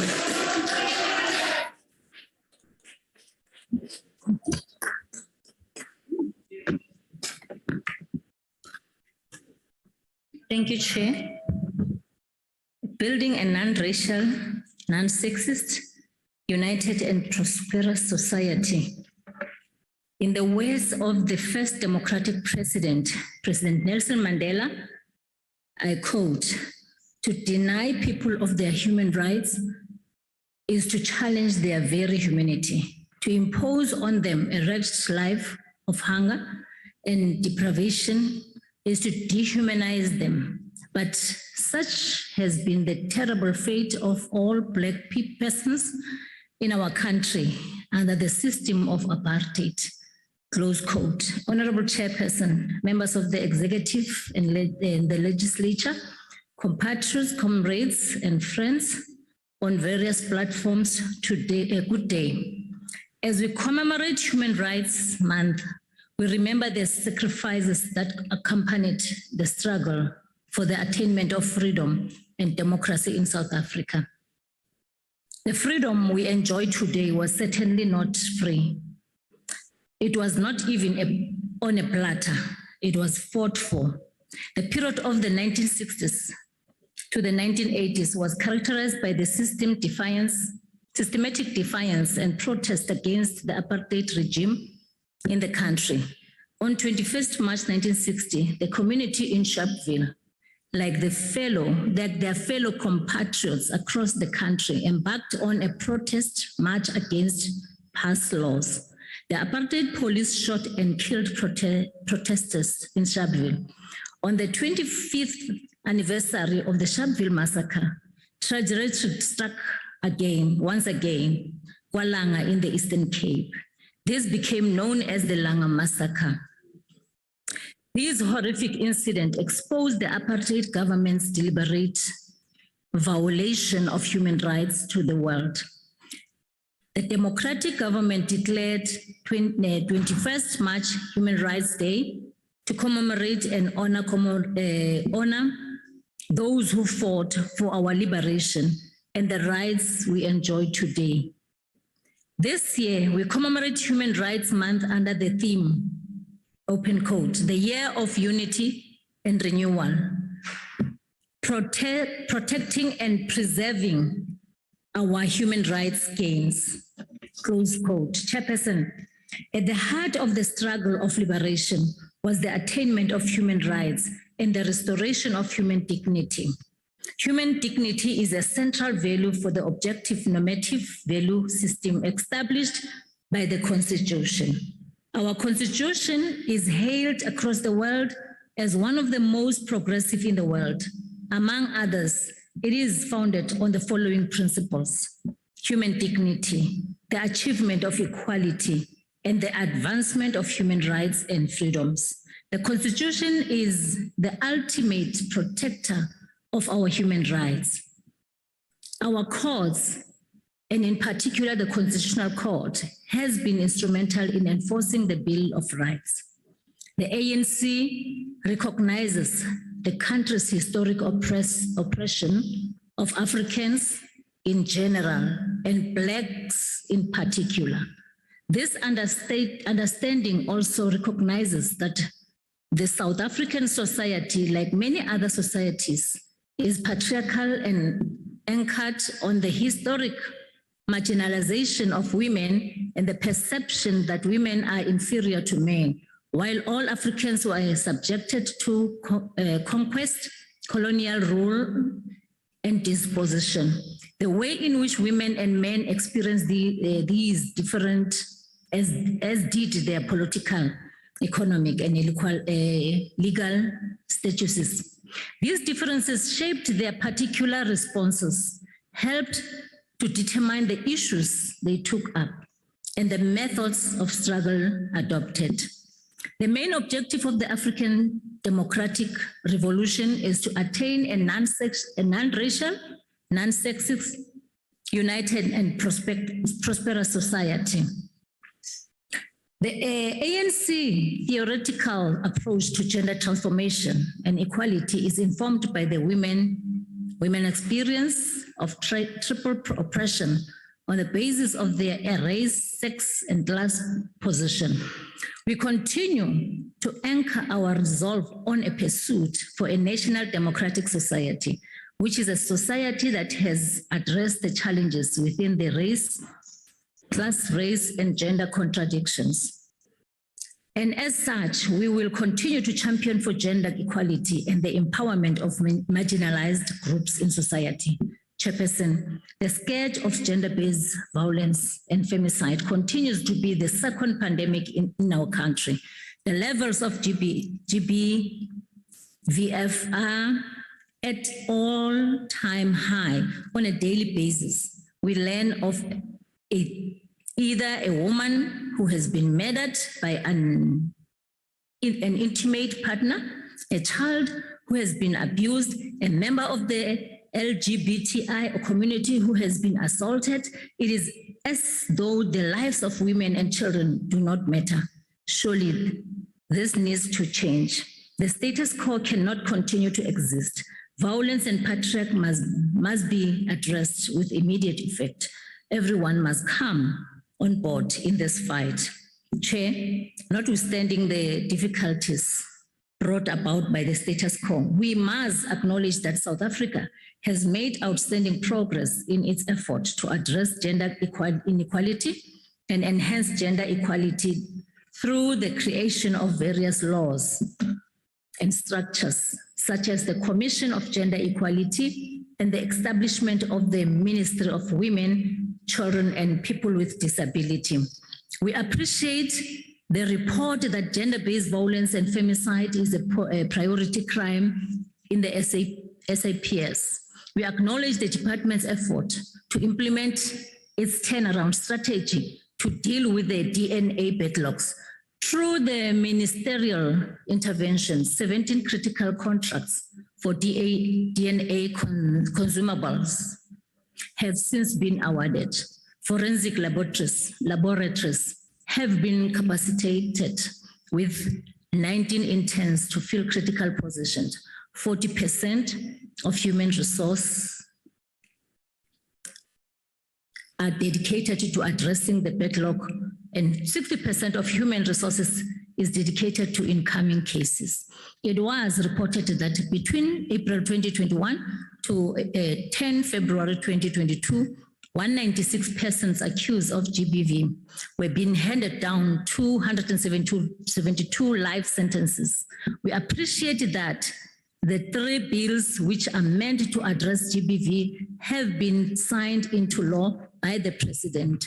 The collaborative approach of the ANC government is ensuring that no effort is spared in reaching out to survivors. Is noteworthy. For agent counseling of survivors, the Department of Social Development has established a 24-hour gender-based violence command center, which offers trauma counseling and assistance to survivors. It can be Thank you, Honorable Member. Check your screen. Thank you, Chairperson. Thank you.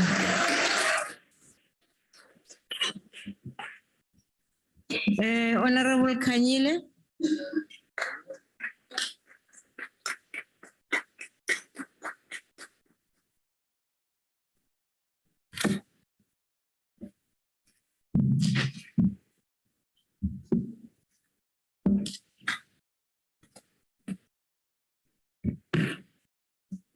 House Chair, today we are gathered in this House to commemorate Human Rights Day. The Bill of Rights states clearly that everyone has a right to life, equality, freedom, to asylum, and to social services. Unfortunately, year after year, we witness these rights being taken away from the people by the ANC government. How can people live a dignified life when their rights are being taken away from them? 27 years into democracy, people's rights are being violated, especially in various horror affairs offices. We cannot celebrate Human Rights Day when thousands of IDs belonging to the people of Bushbuck Bridge are still blocked. A group of community members being represented by Mahlo Arichaka NPO took the Department of Home Affairs to court to have their IDs unblocked. The court ruled in their favor on the 28th of June 2019, but to date their IDs remain blocked. They remain undocumented within the borders of South Africa. Majority of them have since lost their jobs. Children born to parents who are undocumented are harassed daily at school because school require a birth certificate.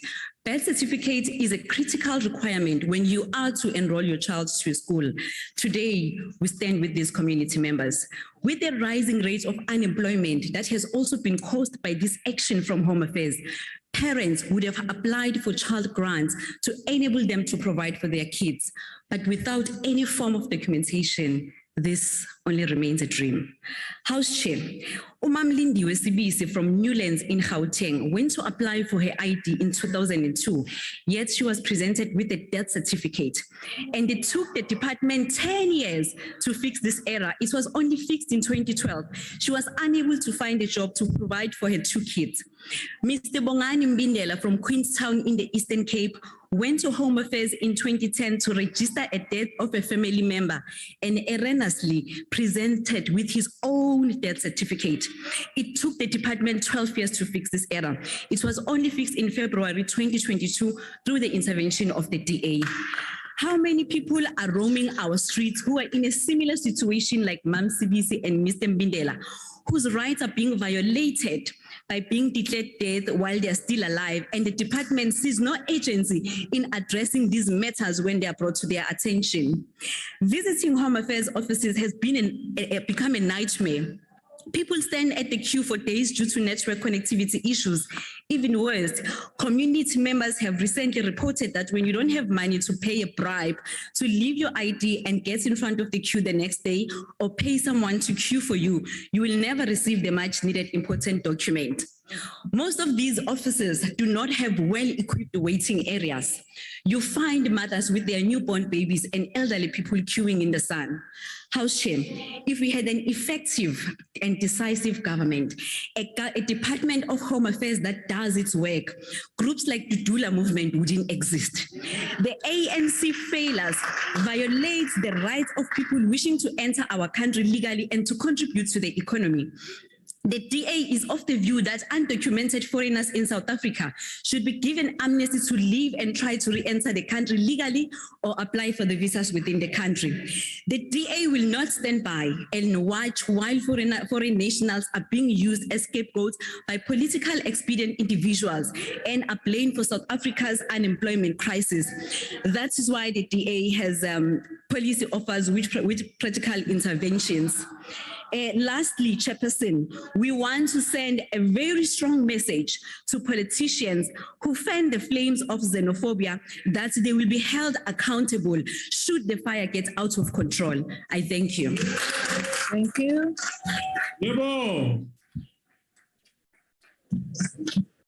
Honorable Mayako. Diabulela, Chairperson.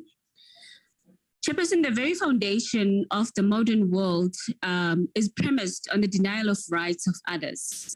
From the era of feudalism to the rapid expansion of the capitalist order, the human rights of those who have power has always trumped the human rights of the powerless, the marginalized, the oppressed, and the exploited. In the history of all humanity, there is no single group of human beings whose rights to be human has been consistently eroded more than Black people across the world. From the early Arab slave trade to the transatlantic slave trade, which formed the basis of the development of the Western world. It is African people whose humanity has consistently been denied, whose rights to life has been recognized only insofar as they help sustain white domination. When we speak of human rights, therefore, we speak about the need to stop the dehumanization of Black people in this country and across the world. When the United Nations General Assembly adopted the Universal Declaration of Human Rights in 1948, this was mainly in response to the killing of Jewish people by the Nazis in Eastern Europe. It was only when Hitler and his Nazi forces started killing non-Blacks that the international community began standing up for human rights. Before the adoption of that declaration and after it, we as Black people have been on our own. The colonial and apartheid system continued in Africa and elsewhere. It was in response to this vile system of the dehumanization of Black people that Robert Sobukwe stood up and asserted the rights of Africans to be free in this country. When Sobukwe and the PAC identified the past system as a prime target for the rolling mass action that they claimed would result in the freedom of African people by 1963, they were aware that this was a battle that African people themselves had to fight, because it is African people themselves who understand the depth of the pain. They were aware of that white supremacists had always responded with violence to any calls for emancipation by African people. The massacre that took place in Sharpeville, in Langa, in Uitenhage, were no aberration, therefore. It was a normal response by a deranged and racist group of people who would do anything to entrench the dehumanization of Black people. We honor the bravery and wisdom of Robert Sobukwe, the brilliance of Philip Khosana, who led the march in Langa as a mere 23-year-old, the determination of Nyakane Tsolo, who led the march in Sharpeville as a mere 21-year-old. Today, this struggle for the emancipation of African people has not been won. In South Africa today, African people still do not have the land. They still do not control the economy. African people still live in shacks. It is African children who still have to cross dangerous rivers in KwaZulu-Natal in order to get to school. It is African women who still have to cross rivers locked inside drums because there are no bridges in Tabankulu in Eastern Cape. It is African children who live in constant fear of being killed in Khayelitsha in Cape Town, where gang violence is leaving bodies of Black youth littered across the street every single day without any response from the police. The difference is that today, African people are still living in the slave-like conditions while we have government led by African people. The perpetuation of the dehumanization of African people is perpetuated by this government sustenance of the systems and structures that prolong the suffering of Black people. African people will never taste freedom. They will never have the rights to humanity respected and enforced in this country as long as the ruling party is still in power. The ruling party and the affirmation of the rights of African people to being human cannot coexist. This country needs a complete rebooting in order to be sustainable. We need a comprehensive redistribution of land and wealth in favor of African people whose rights have been diminished for centuries. We need a government that is able to respond to service delivery challenges that makes the lives of our people a daily living hell. Of the present political parties, only the EFF has the vision and the will to put an end to the continued dehumanization of African people. I thank you, Chairperson. Thank you. The Honorable Singh.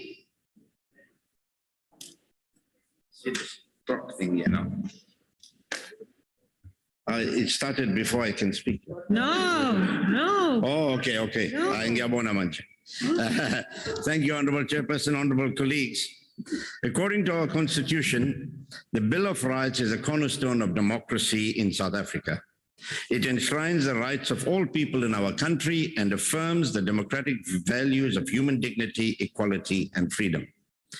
Further, it is the responsibility of the state, and I quote, to respect, protect, promote, and fulfill the rights in the Bill of Rights, close quote. As the IFP, a party that has its foundation firmly planted in Ubuntu, as well as the key values of solidarity, freedom, and unity in diversity, we affirm our support for and the importance of a human rights-based culture as we fight the scourge of racism, xenophobia, and intolerance. The IFP will not tolerate racism of any kind, and we will continue to call such out wherever it may be found, whether it be alleged racism in local schools or whether outside our borders, such as the way Europe handled the refugees flowing out of Ukraine, blatantly discriminating against Black and African nationals. Chairperson, the IFP further has also gone on record to state that the rights of any person residing within our borders needs to be protected, whether they be asylum seekers or illegal immigrants. We will not accept or support any form of xenophobic action. We would like to state plainly that campaigns such as Operation Dudula cannot take the law into their own hands. Everyone is equal before the law and must respect the rule of law. And I'm glad that the Honorable President of the country confirmed that yesterday in the speech. However, here, government and the Department of Home Affairs has failed us. Their complete inability to manage our borders, as well as to keep track of and deal with those who make their way into South Africa illegally, has only served to intensify the anti-foreigner sentiments around issues such as jobs and healthcare. The IFP led the charge on legislation to regulate the numbers of foreign nationals employed in low-skilled and unskilled sections through a private member's bill that is going through Parliament now, and government has now followed suit with their own executive bill. We trust this will serve to dispel some of the misconceptions that fan the flames of xenophobia in our communities. The topic for today also deals with intolerances, Honorable Chairperson. With rights come responsibilities. This is something none of us, particularly those entrusted with the task of governance and oversight, can forget.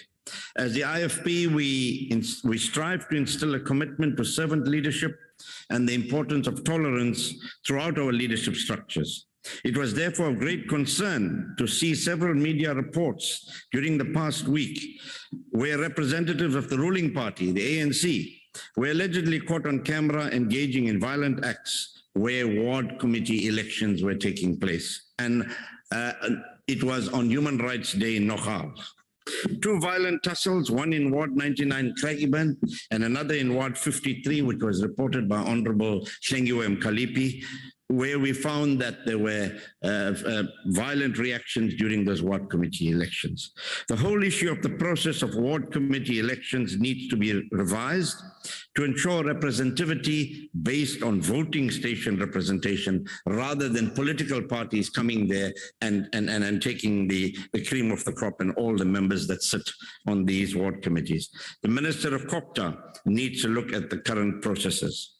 This unacceptable behavior, particularly for South Africans, cannot be tolerated, where people are deprived of the basic human rights. And yet they fought bravely, some making the ultimate sacrifice to ensure a society based on fundamental rights. We must do better and be better so as to build a united and democratic South Africa, free of racism, xenophobia, and related intolerances. I thank you. Time's up. Thank you. Yeah. That one is very reliable. Thank you. The Honorable Mulder.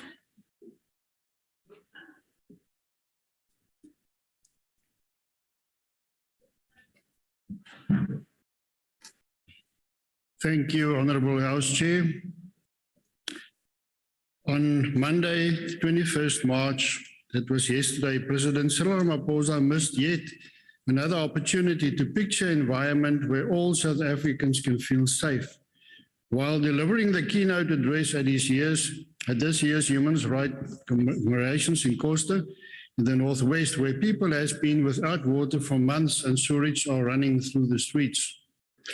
The core of the President's message was a message of an ANC President and not of a statesman who seek to preserve human rights and to promote equality. Instead, President Ramaphosa claimed that undoing the effects of colonialism and apartheid had been a momentous task and that the legacy continues to reinforce inequality in many spheres of society. The President failed to mention that the legacy of ongoing state capture, corruption and poor governance escalated poverty and inequality to unbearable levels even before the COVID-19 pandemic and the Russian invasion of the Ukraine. While President Ramaphosa told South Africans about the 70 people killed in Sharpeville more than 60 years ago, and that the Skiller killings 14 years ago was a stark reminder that racism did not die when apartheid fell, some of the most inhumane human rights violations occurred during 28 years of ANC rule. 50 years after the Sharpeville incident, 34 striking mineworkers were killed by the police, this time under the rule of the ANC government. Honourable Chair, the Sharpeville killings were indeed tragic. So was the incident in Cato Manor in KwaZulu-Natal only 2 months before that, when 9 police officers were murdered by a crowd of people, which Honourable President failed to mention. More recent, Life Esidimeni scandal involved the deaths of 144 people in 2016 at psychiatric facilities in Gauteng, from causes including starvation and neglect under the incapable hands of former MEC Kwendani Mashlangu, and thanks to the cruel and inhumane decisions of the Gauteng Department of Health under ANC rule. This incident, Honourable Speaker, has widely been recognized as the greatest cause of human rights violation in the post-1994 South Africa under ANC rule. Chair, South Africa recalled that Collins Khoza was beaten to death by police in Defence Force members in 2020, who alleged found alcohol on his property. In 2018, the Morane Commission published a report that identified ANC infighting, readily available hitmen, weak leadership, and ineffective and complicit law enforcement agencies as key contributing factors to the higher rate of political killings. We should also not forget the July 2021 KZN unrest, destruction and murders. Honourable Chair, die ANC-regering is die grootste enkele oortreder van artikel 2 van die Suid-Afrikaanse grondwet, wat menseregte verskans. Suid-Afrikaners betaal met nabelaste geld vir privaat mediese sorg, en hierdeur word ons menseregte aangetast. Suid-Afrikaners moet self sorg vir die beskerming van hul veiligheid met alarmstelsels en privaat sekuriteitsmaatskappye, Suid-Afrikaanse gemeenskappe en ondernemings is dikwels sonder water en elektrisiteit en hierdeur word hulle menseregte aangetast. Voorzitter, in the words of Dr. Peter Groenewald, Human Rights Day should be a reminder for all people of South Africa that everyone's human rights must be respected regardless of race, gender, religion, age, language, or culture. Thank you, Chair. Thank you. Mhlomphehi Moruti Mishwa. Ke a leboga mme. The ACDP is deeply concerned and ashamed at what has been done to foreign nationals in our country, many times by criminals. Besides unlawful attacks on foreign nationals that we strongly condemn, we believe it is totally unacceptable for local young men and women to take the law into their own hands and try to do what government officials and inspectors should be doing. It is not right for unemployed citizens to go around from one shop to the other demanding work and resident permits from people who are doing business. They are doing it because they have lost confidence in government that has officials who are not doing their job. Some of them are busy taking bribes.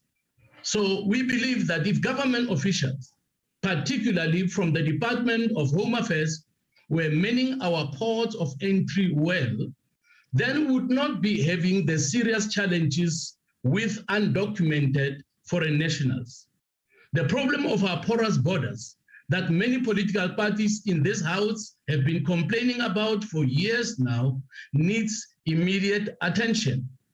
Since the advent of democracy, many nations looked up to South Africa as a beacon of hope and expected our country to be a good example for the rest of the world because of the way we dealt with our past challenges and the willingness we had to show forgiveness, reconciliation, and work together.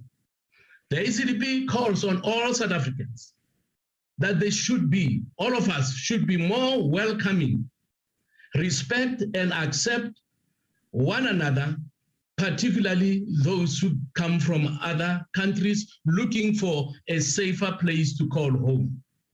Those who attack foreign nationals are threatening foreign investor confidence and hindering our growing tourism industry negatively. How can foreign nationals and foreign companies bring new investments in the country when they are treated with disrespect and seem unwanted? It is reported that one of the main reasons why foreigners are treated with hostility by South Africans is because they symbolize a clear competition for jobs in a country where opportunities are already scarce. The unemployment rates in Senegal and Rwanda, as an example, are relatively low compared to South Africa. According to the World Bank, Senegal's unemployment rate was under 10% in 2017, while Rwanda's unemployment rate stood at 17% in the same year. South Africa's official unemployment rate the same year, 2017, was 27%. This could possibly explain.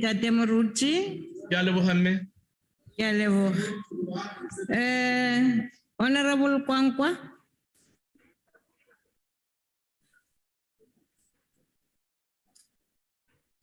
Kwankwa, is he there in the?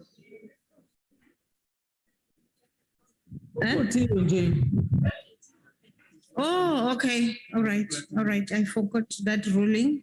I thought they just closed, muted him. No, thank you. ATM. Honorable Heron. Thank you, House Chair. House Chair, if democratic South Africa wished to entrench a culture of human rights, a good place to have started would have been holding the perpetrators of apartheid human rights violations accountable for their brutality. Instead, in its wisdom and acting on political instruction, the National Prosecuting Authority decided not to prosecute the more than 300 serious cases referred to it by the TRC. Rather than contributing towards entrenching a culture of human rights, this decision entrenched a culture of impunity, impunity that generates crime statistics, televised insurrections, and state capture. When we choose not to hold those who killed in defense of racism to account, how do we advance the fight against racism?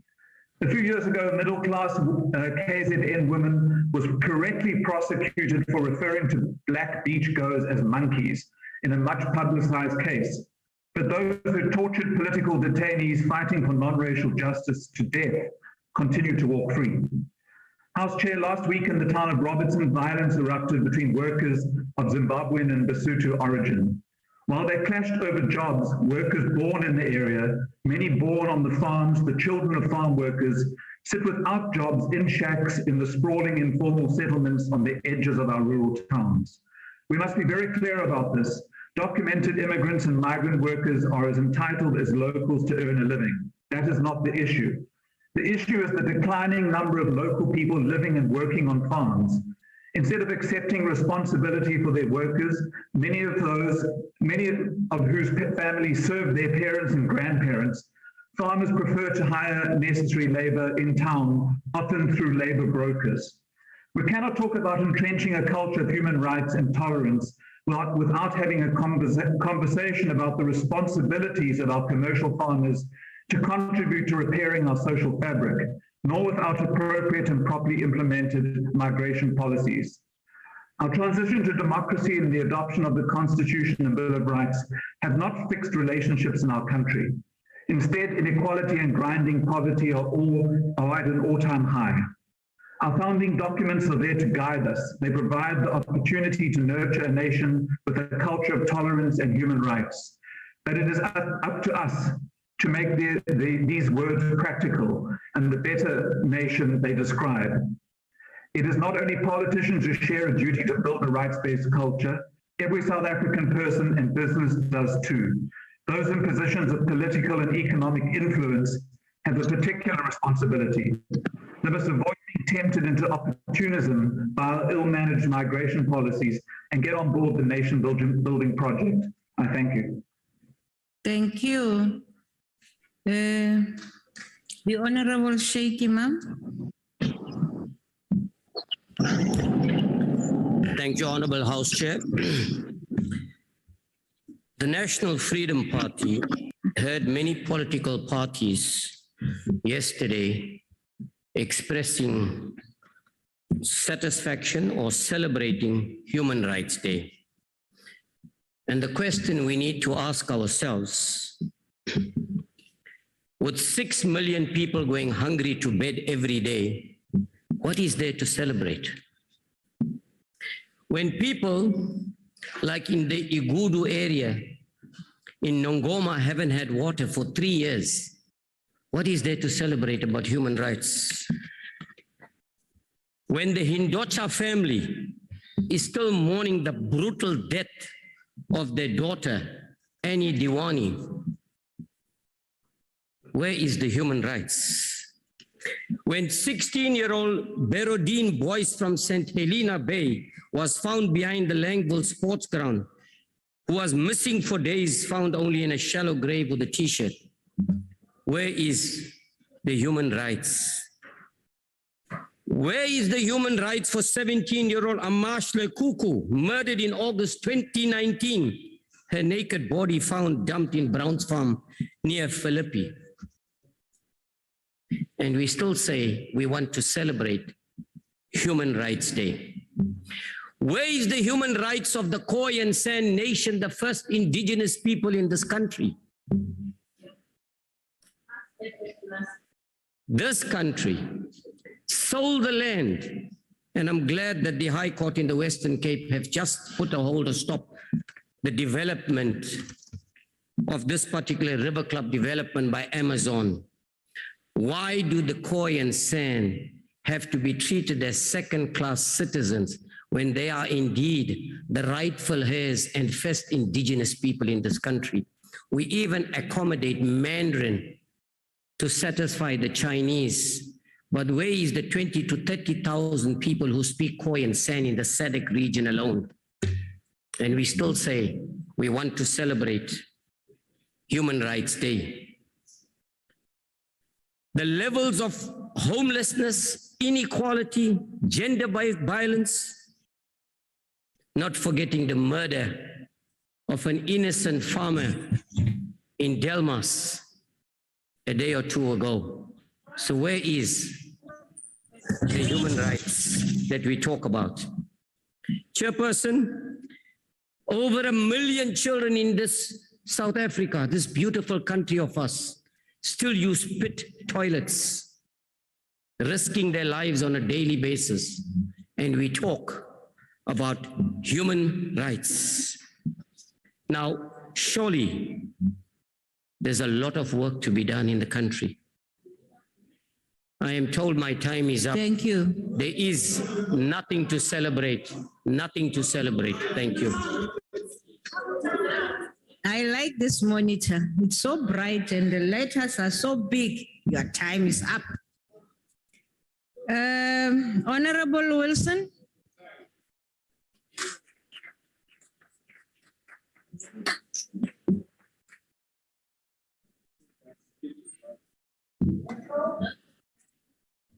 Thank you.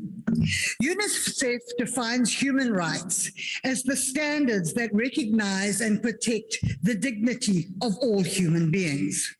Human rights govern how individual human beings live in society with each other, as well as their relationships with the state and the obligations that the state has towards them. Human rights law obliges governments to do some things and prevents them from doing others. No government, group, or individual person has the right to do anything that violates another person's rights. The South African Constitution became effective 25 years ago. Considered one of the finest constitutions in the world, it is a constitution born of love and compassion and aims to protect the rights of all, especially those who suffered under abhorrent apartheid regulations. The love and compassion of great people that led to our great constitution promoted equality for all South Africans in every sphere of their lives, in education, law, housing, and even health. But this begs the question, after 25 years, has this constitution made a difference? In many ways, yes. But what has happened to the government's love and compassion for its fellow South Africans? Is it still there? I say no. When an elderly lady is rushed to a Ruasinakal clinic with high blood pressure, desperate for oxygen, and is told there is no oxygen, desperate for her prescription medication, she is advised, sorry, not available, Groblersdal Hospital has not delivered for a month. Where was the love? Where was her basic human right to quality health care? When an elderly lady goes into Steve Biko Hospital for a small procedure and lies there for 3 months with the same colonoscopy bag leaking, and gaping septic holes from her wounds, which her family had to dress each day until she passed away unnecessarily, where was the compassion? Where was the basic human right to quality health care? Despite being the biggest hospital in the Eastern Cape and having an orthopedic wing, orthopedic surgeries in the Livingston Hospital have ground to a halt. Clinics and hospitals have been told, please don't refer, we can't do it. When women are forced to deliver babies outside clinic gates, when patients die because there is no ambulance to get them to a hospital, when hundreds of babies are left with cerebral palsy because of bad deliveries and inadequate facilities, where is the love? Where is the compassion that our Madiba had when he signed off our constitution?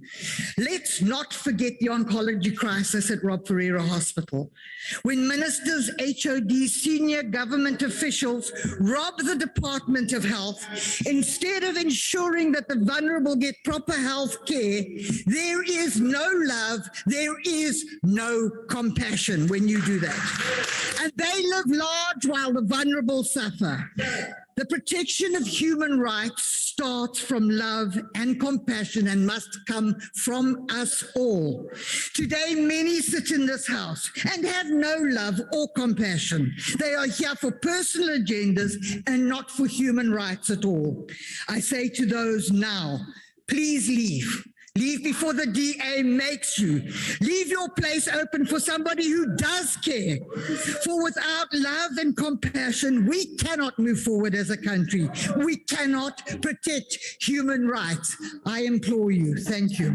Thank you.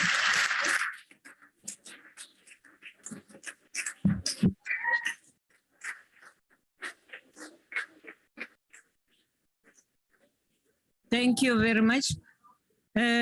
Let's welcome the Honorable Marekwa on her maiden speech.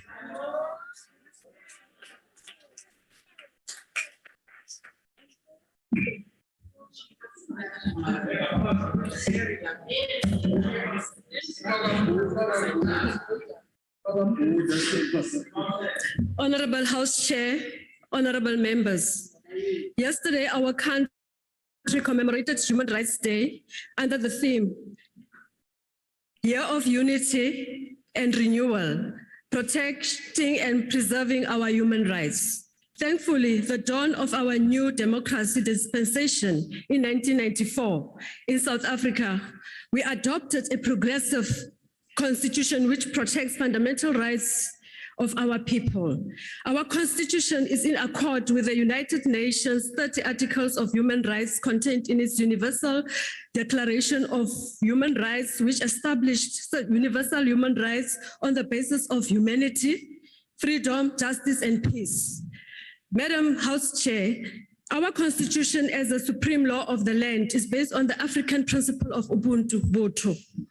It is a principle that talks to human solidarity, and it is in line with the Pan-Africanism, which aims to in encouraging and strengthening bonds of solidarity between all indigenous and diaspora ethnic groups of African descent. In contrast with the ideas of Pan-Africanism and the promotion of African Renaissance, we have unfortunately observed with great concern and acts of some Africans or South Africans also, which are aimed at creating disunity between South Africans and Africans from other parts of the continent. This is because we as South Africans, we are a loving nation and we are also a welcoming nation. And generally, we are not xenophobic, as people might label us. We know too well that these acts happen mostly where people are struggling with poverty, and it takes just one or two persons with criminal intent to provoke and the desperation to mobilize such behaviors. It is therefore important that we remind ourselves that values that we need to treasure under the current circumstances. Hence, the need to champion the ideals of Pan-Africanism and the African Renaissance, to encourage bonds of unity between all indigenous and diaspora ethnic groups of African descent, based on common goals dating back to the slave trade era. While such sentiments are perpetuated, little attention is given to the fact that some employers also take the opportunity to reduce wages and salaries so that they can employ others who are coming from outside South Africa on basis of cheap labor. The attacks negate the spirit of Pan-Africanism, especially its laudable ideals that Africans share mutual bonds regardless of their geographic location. With the African continent free trade area to introduce and trying to find its feet, it is important to note that the current economic and political landscape of Africa is hardly permissive and to promote sustainable economic and social development. It is therefore deemed necessary that we consider an integrated and dynamic economic system to emerge and facilitate socio-economic transformation and renaissance. This could be used to promote sustainable, optimal, and vibrant economic systems in the continent and unleash the collective potential power of Africans to liberate themselves from abject poverty, destitution, and marginalization. In reality, House Chair, the post-colonial development experience of Africa has been disappointing, and isolated efforts of countries to initiate development without reforming the old and exploitative institutions of the colonial regimes have largely ended up in failures and stagnations. Whereas the challenges of underdevelopment are generally daunting, the necessary human and investment capital is still short of supply, and the poverty trap is firmly in place. When former President Thabo Mbeki announced his dream for Africa and called it the African Renaissance, he did not envisage a rebirth, but rather a discovery of what Africa once was. A people free in mind and soul, capable of original thought, confident to love and to embrace life holistically, united with itself, nature, and God. The beginning of our rebirth, House Chair, as a continent must be our own rediscovery of our soul. We need to work towards overcoming the current challenges confronting the continent to achieve cultural, scientific, and economic renewal. In that, we are also saying that all Africans are welcome in Africa. With that, House Chair, I thank you. Ke a leboga. Asante sana. Re a leboga, mme.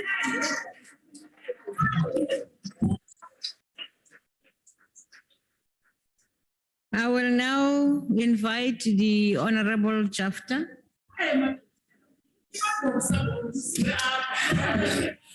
Thank you, Honorable Chair.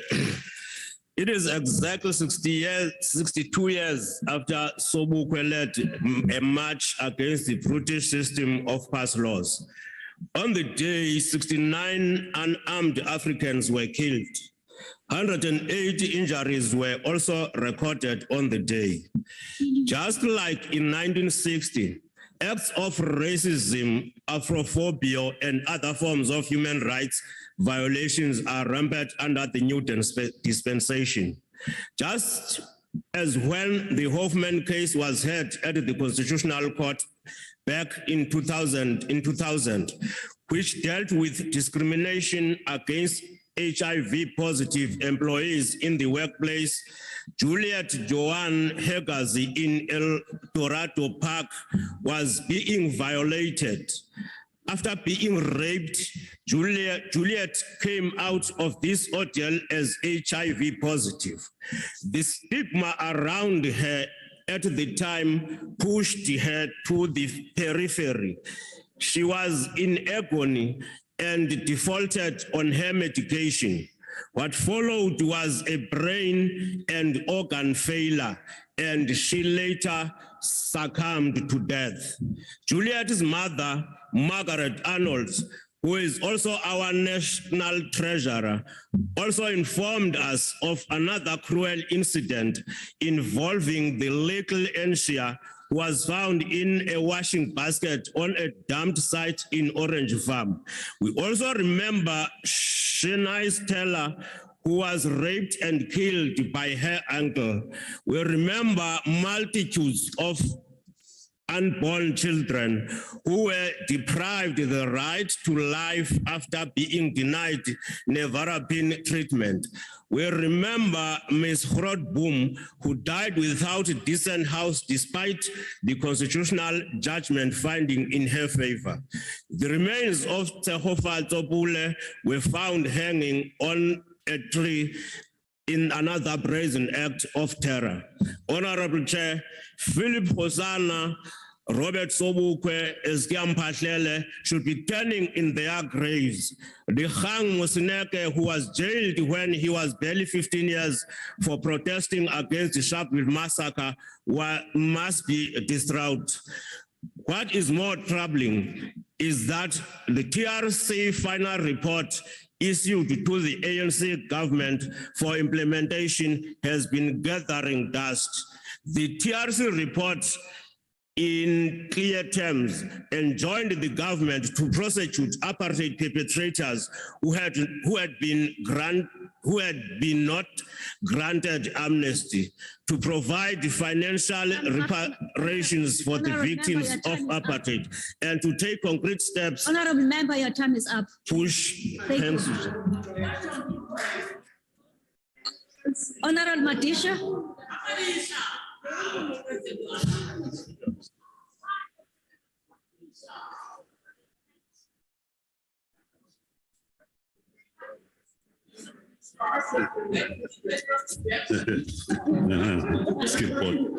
Thank you, Honorable Chair. Almost 74 years ago, that is on the 10th of December 1948, countries of the world met in France and agreed on 30 articles which are currently known as 30 universal human rights. The majority of those articles are encapsulated in our constitution. But the question we must ask ourselves in this House, and of course to all South Africans, is do all South African people enjoy or even have access to all those particular rights? But perhaps even before I go on, let me give these examples. That South Africa is the rape capital of the world. The question is why? South Africa is #1 when it comes to inequality. It is the unsafest country because only 45.8% of the 2,785 detectives haven't been trained in the basic detective learning program according to Police Need and Priorities report. It is extremely unfortunate, Chair, that the Constitution has become a tool used by political power holders to either entrench the space they occupy or elevate their faces for the future. It is unfortunate that the holders of political power and or those who have been elevated economically through the purported war, different sexual existence, etc., have risen to occupy the space of defiers of human rights.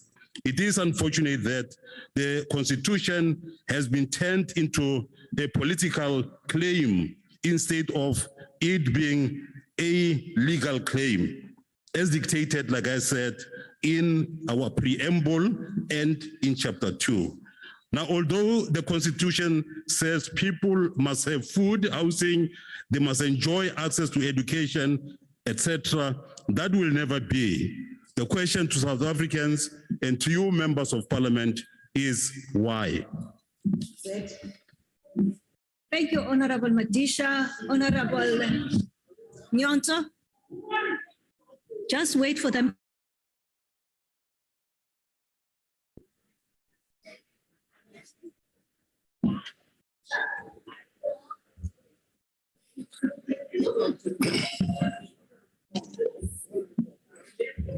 House Chairperson, let us get it straight. The Sharpeville and Langa massacre of 21st March 1960 was a gross violation of human rights of innocent and peaceful protesters, led by the PAC, against the past laws as the first of an unfolding program of action against settler colonialism and its apartheid policies. To restore a human rights culture without having resolved the land question and the universal right of self-determination for the African people who had their land usurped and their human dignity violated is to play with words. Human rights is not a game of Scrabble. The full culture that accords a nation its Bill of Rights is based on the economic condition of the restoration of colonial conquest and the will of the majority in a democratic political system. Without passing this acid test, the experiment is to have rights on paper, but the opposite in the living reality of all the citizens. That is why South Africa, with its highest record of inequality, still remains a gross violation of human rights. We cannot begin to talk about the causes of crime, rampant corruption by government officials and their superiors in the political sphere, the super exploitation of working people by a greedy capitalist class that is only concerned with the targets of shareholders to maximize their profit, the trafficking of women and children, and other ills that are visited upon us. Let us come to an understanding that it is a falsehood to celebrate human rights when in actual fact it does not exist. In the PAC, we remember the blood that was spilled in the dusty streets of Sharpeville and Langa. We rededicate ourselves to ensure that it never happens again, not in our watch. However, similar crime happened in Marikana in 2012. We must drill this. Sharpeville Day is to the African people and the Azanians what Bastille Day is to the French, as the late Philip Khosana once said. House Chairperson, history doesn't have blank pages. On the eve of 1960, Sobukwe wrote to the ANC inviting them to join the struggle. And Dumanokwe said the strike campaign was not going to succeed. And he was prepared to swallow his head. That's why Jan is behaving like this. Thank you, Honorable Member.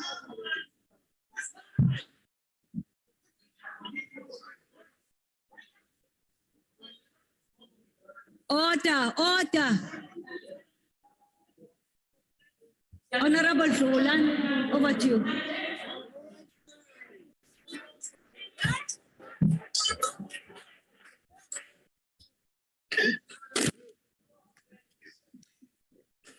Honorable Chairperson, Honorable the Ministers and Deputy Ministers, Honorable members who are here in this august house, let me first remind those who came in this podium today,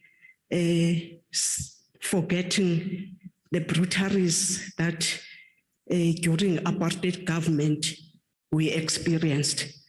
Some are coming here forgetting that during apartheid government, some who benefited when you are going to these clinics, to these trains, they were written in blanket. I must be told what was that. Ni blanket, what is this? Today you are here with this progressive government, irrespective of color, all the people of this country are getting what do you call pensions, what do you call the SASA grants. That time it was having a color. I can say a lot. I will be whipped not to talk about my speech, but I've got so many things that I can talk. When sometimes when you are getting in the train, in the bus, you will be getting news that a black woman, a black man, there is a cops who were speaking whilst they were killed during those days. You just forgotten. We are, as African National Congress, trying to forget, but you want us that you reminding us of what then those maybe they were some of your families which they've done to us. Honorable the Chairperson, the triumph of the democratic dispensation will be realized when what the preamble of the Constitution states is a reality, when it says, I open quotes, we believe that South Africa belongs to all who live in it, united in our diversity. Our arts, culture, and sports play a central role in harnessing our diversity for nation building and social cohesion. Also, Chairperson, the role of culture, arts, and sports events in bringing people together. The ANC has located culture as an integral component of the process of development because it contributes to such processes, but it can also play a facilitative of destructive role in the unfolding of the development processes. Art is one form of freedom of expression through music, dance, creative writing, photography, film, and other forms of art. People from diverse backgrounds experience the richness of our distinct diversity of our cultures. It is through human interactions across our diversity that we'll be able to appreciate our diversity. And in this regard, sports plays a significant role in building friendship and interaction. As we celebrate this year's Human Rights Day, we should defend democratic gains of freedom of expression. What is critical is that the right to freedom of expression comes with responsibility. The freedom of expression cannot be expressed to violate the rights of others, as in some instances, in some of our committees, we are seeing this happening. Therefore, we cannot use music, creative writing, painting, and culture to entrench the false ideology of racism, xenophobia, tribalism, and discrimination against the LGBTIQ+. In advancing of its transformation in sports, we have witnessed that the demon of discrimination continues to manifest in our sports sector. As a nation, we remember the painful experience in our fight for the identity rights of Caster Semenya, who the athletics global system continue to discriminate. This is a task, a reminder that the transformation of sports remains a terrain of struggle.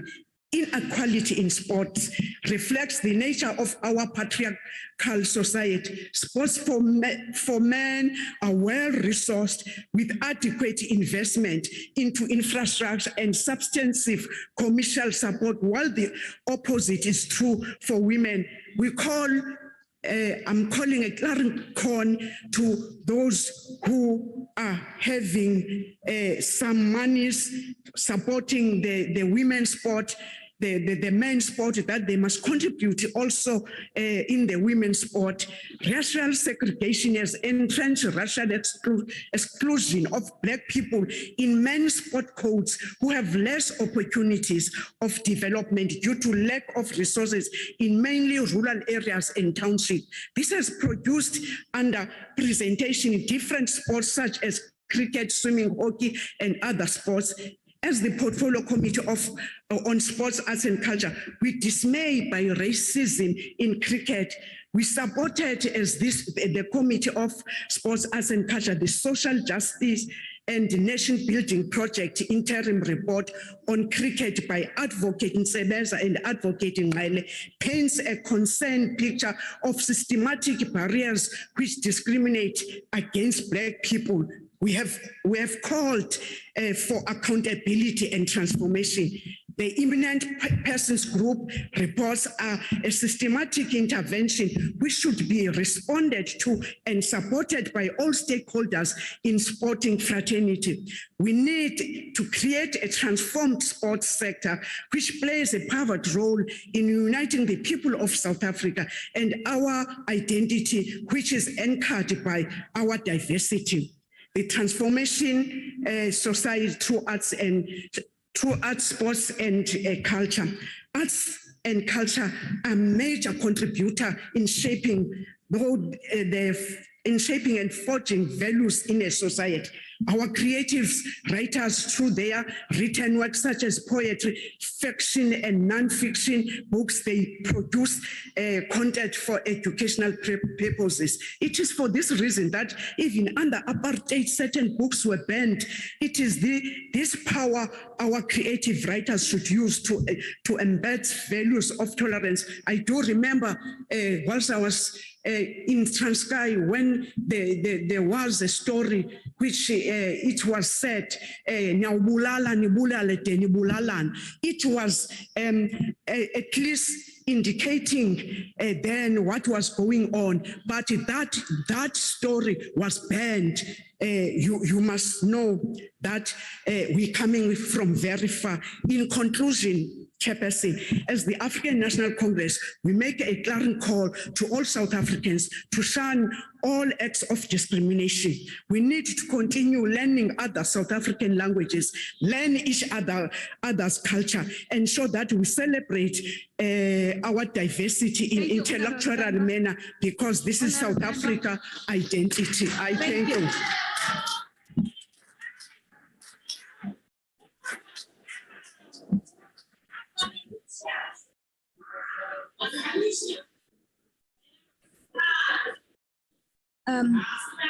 Honorable Notata.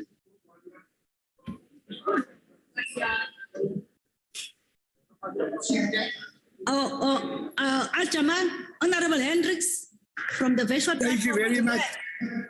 Thank you very much, Honorable House Chair. Honorable House Chair, I have good news. We have something major to celebrate on Human Rights Day. I want to congratulate Parliament for giving 104 former residents of District 6 back their dignity this morning. We must thank the Leader of Parliament, His Excellency David Mabuza, for this.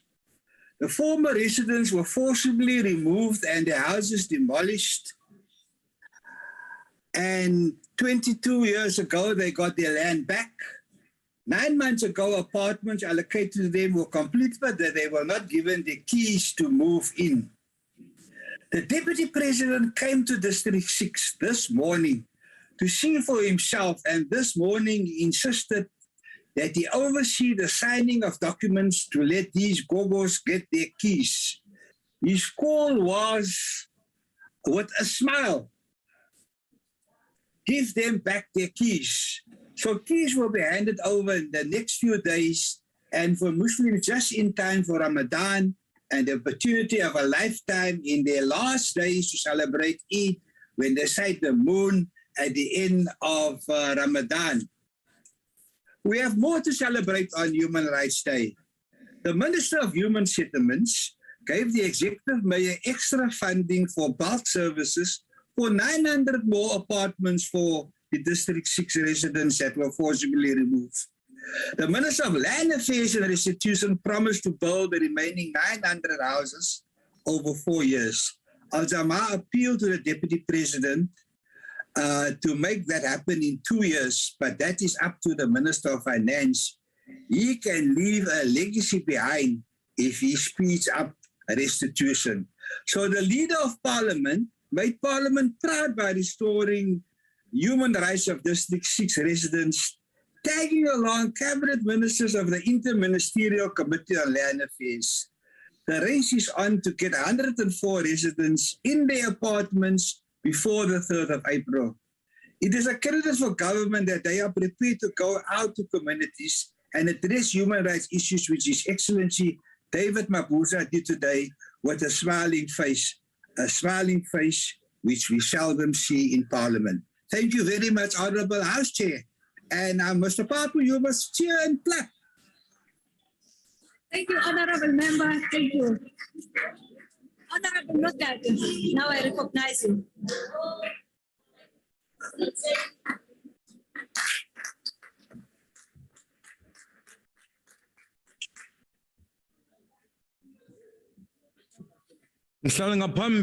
For many South Africans, human rights are just a figment of the ANC government's imagination. These human rights don't exist in their reality because they don't entirely enjoy them, but are rather trapped in a lifetime of poverty, indignity, and unemployment. Many live in abject poverty and are being denied human dignity, access to water, food, healthcare, education, and an environment that is not harmful to their well-being. This is especially the case in rural communities that have been completely forgotten by this out-of-touch ANC government. Izolo bendikulali yasesihlahleni emaXesibeni eMount Elif. Apho abantu besela amanzi nezilwanyana, besikha amanzi emthonjeni ongakhuselekanga. Abanye bade banyanzeleke babawele ibridge engutebetebe ukuze bafikelele ezikolweni, ekliniki kwaye neyokuthenga ukutya. Most importantly, they are plunged into further poverty because of the rising cost of living, as their grants cover less groceries due to the rising petrol and electricity prices, and mostly from the corruption of the ANC government. During my visit yesterday, I came across 4 women in a nearby well. While cows and horses drank water from it, one woman was doing her laundry, and the other three were collecting the same water for cooking. This is the reality in many forgotten rural communities whose basic rights to human dignity remain a myth. Like the forgotten village of Eslahleni, batho ba ko Ramtlokwana, ko Matatiela, abana metsi. They use a dirty man-made well to access water. Abantu basenqunteni eMountfrey badela ubomi babo to collect water in a well down a mountain with dead horses and pigs, as it is the only water source they can access. The people of Talk Block village in Maclear now relieve themselves in a nearby bush because there is no sanitation facility. As a result, Utatu Mabandla Ngaleka is now permanently disabled because he broke his leg while on his way to relieve himself in the bush. And these are just a few examples of the lived realities of poor rural communities across the country who don't enjoy their human right to dignity. What was more painful yesterday for me was visiting the late Akona Kogela's home, a young lady who died crossing one of the dangerous bridges on her way back from work on the 11th of March. She was found dead in the Imzimvubu River near the Tebe Bridge that the minister did not even have the confidence to give a response, in which I raised earlier in my member statement. Yesterday, Umama Akona asked that her child not die in vain, Chief Whip. While thanking our dear Councillor Nozi Manchongo for exposing the deadly bridge, she pleaded that I tell you, honorable members, that the president must fix that bridge before more families lose their loved ones and experience the same trauma of carrying their bodies in a coffin across the very same bridge that they died in. In conclusion, if we are to realize the vision of human dignity for all that is enshrined in the Bill of Rights, we need to commit as a nation to ending poverty, indignity, and unemployment, which continues to deny many South Africans their human rights and basic freedoms. So while commemorating Human Rights Day, I've got a toast for the ANC government. Don't come here to this podium to show your detachment from the reality of poor rural South Africans in this country who don't fully enjoy these rights that you want us to celebrate.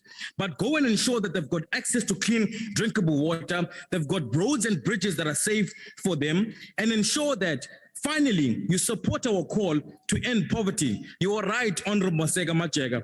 To deny people of their human rights is to challenge the very same humanity. And I guess the ANC is doing that now. That says a lot about them.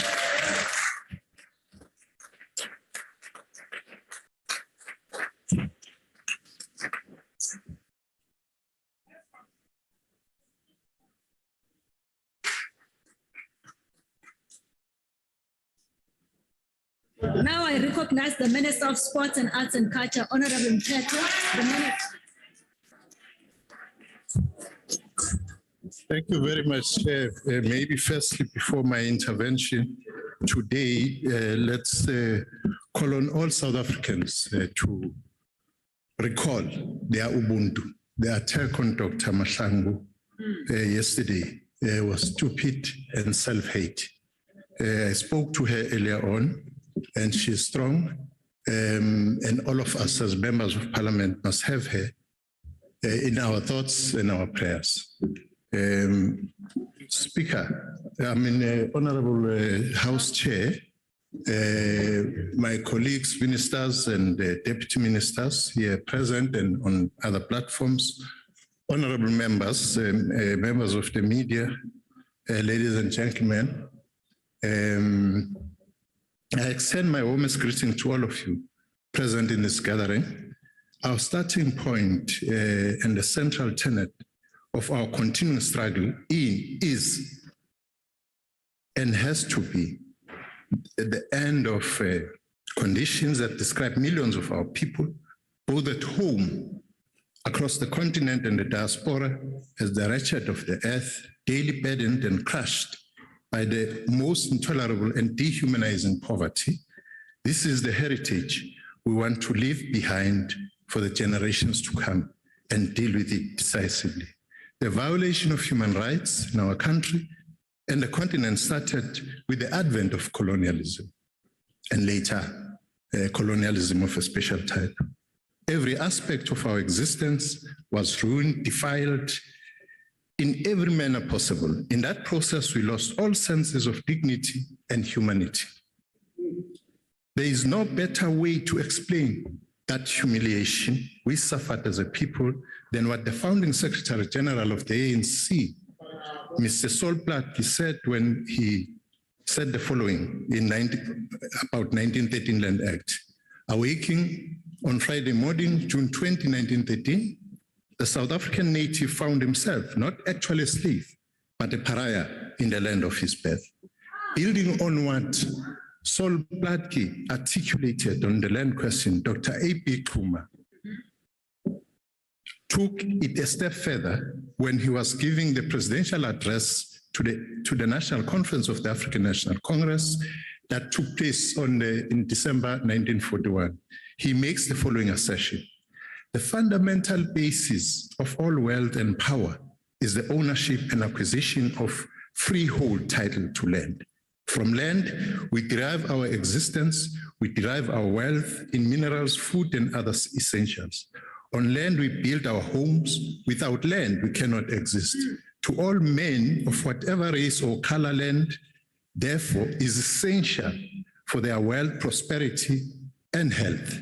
Without land rights, any race will be doomed to poverty, destitution, ill health, and lack of all life's essentials. This once more demonstrates to all those who are honest scholars of history that the governing party, the ANC, has been seized with the matter of the land question right from its inception. Building on this, the Freedom Charter, which was developed as a policy statement of the ANC, affirms the question of the land and the wealth to be shared by all the people. And all of this were the background which made the ANC in its 2017 conference took a resolution about this very important issue of land. We must pursue with greater determination the program of land reform and rural development as part of the program of radical socio-economic transformation. Expropriation of land without compensation should be among the key mechanisms available to government to give effect to the land reform and redistribution. And who can stand against this? Nobody can stand against this except perhaps the obstacles would be ideologies. And I think we need to deal with that fact as we conclude. That we contrast our position on the resolution of the land question against the ideological strands represented in this parliament. These are neoliberalism and modern ultra-leftism. The former is one extreme of rampant capitalism in which formal democracy should be underpinned by market forces to which all should kneel in prayer. This is the core of the ideology of neoliberalism, which dare the democratic state to emasculate itself. On the other extreme, the ultra-left practices. A common feature of the ultra-left tendencies is subjectivism, a confusion of what is desirable with what is actually and immediately possible. This results in all manner of voluntaristic adventures, including the advocacy of impossible and dangerous great leaps forward, which reflects a systematic inability to understand the dynamic complexity of objective factors. I heard honorable members speaking there from Freedom Front Plus and his Mulder. I think Mulder was listening to a different speech by the president yesterday. The president was dealing with the issue of that pernicious ideology called racism and the need to eradicate that. There is nothing ANC party political about that. Actually, you should also commit yourself in fighting racism. The president yesterday spoke about issues of GPVF, and all of us must be part of that fight and ensure that we deal with it. He spoke about poverty, inequality. He spoke about the end of xenophobia. Actually, my advice to Freedom Front Plus is that instead of spending time fighting affirmative action, which, by the way, made you who you are through your Rechtelende Axe, dealing with the problem of the urban white Afrikaner way back then. So that's what you should do. And I also want to talk to President Nyoso of PAC. We agree with you, the issue of the land question. That's why this parliament must pass that law. That's why it has to pass that law. You are progressive, Nyombos. Because if you talk about the gross violation of human rights, it's exactly what Sol Plaatje would have said, Kuma would have said, and later you came and affirmed that. Actually, nina ngaba ninawe bethu kahle hle. Now, Honorable Imam, I think I must just take you through. Firstly, when you see the sign of government in this country, you see Khoi and San people. First and foremost, if you say there's nothing is happening, that's where we start. Secondly, with 15 nodal points across the country of the Khoi and San heritage route, which we as this government passed. Perhaps you didn't know about that. It is happening and it is here.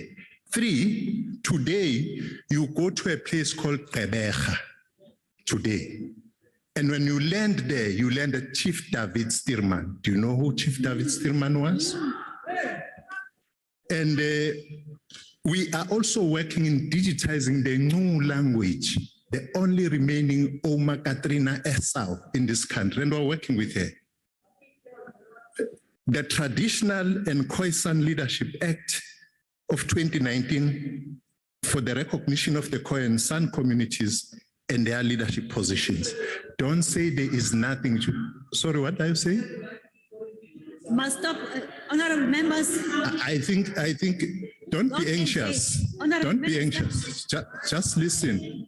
I think your problem, you see your problem is that.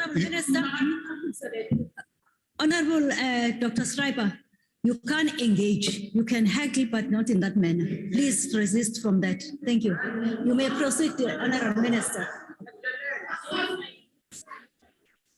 No, you see, the problem is that when you are used in bossing people around, you think that anywhere where you come, you see a native to be bossed. And there are those who won't be bossed.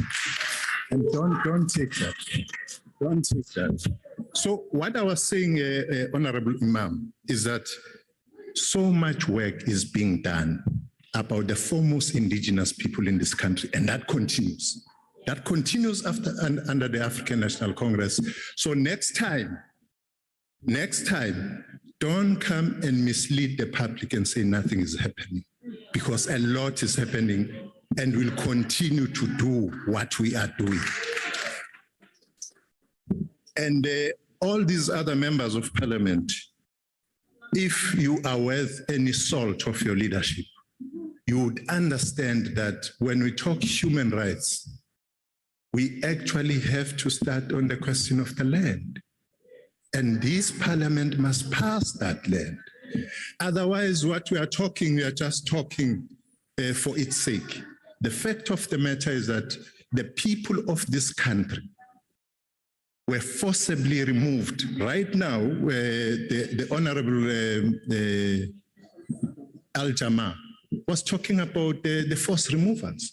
It means nothing to you because you do not understand this very pernicious nature of racism.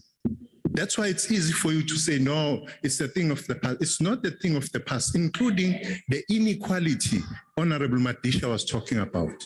That inequality, as you have South Africa as the leading country in inequality, that is as a result of the historical injustice in this country. I thought that you got some basics on historical and dialectical materialism, because there is nothing which has happened outside of anything. Everything is connected. What you see today has its roots in the past. Thank you very much. Thank you, Honorable Minister. Honorable members, that concludes the debate. Honorable members, order. Honorable members, we now come to motions without notice. Any member from the ANC wishes to give a motion without notice, ANC? Honorable Chief Whip of the Majority Party.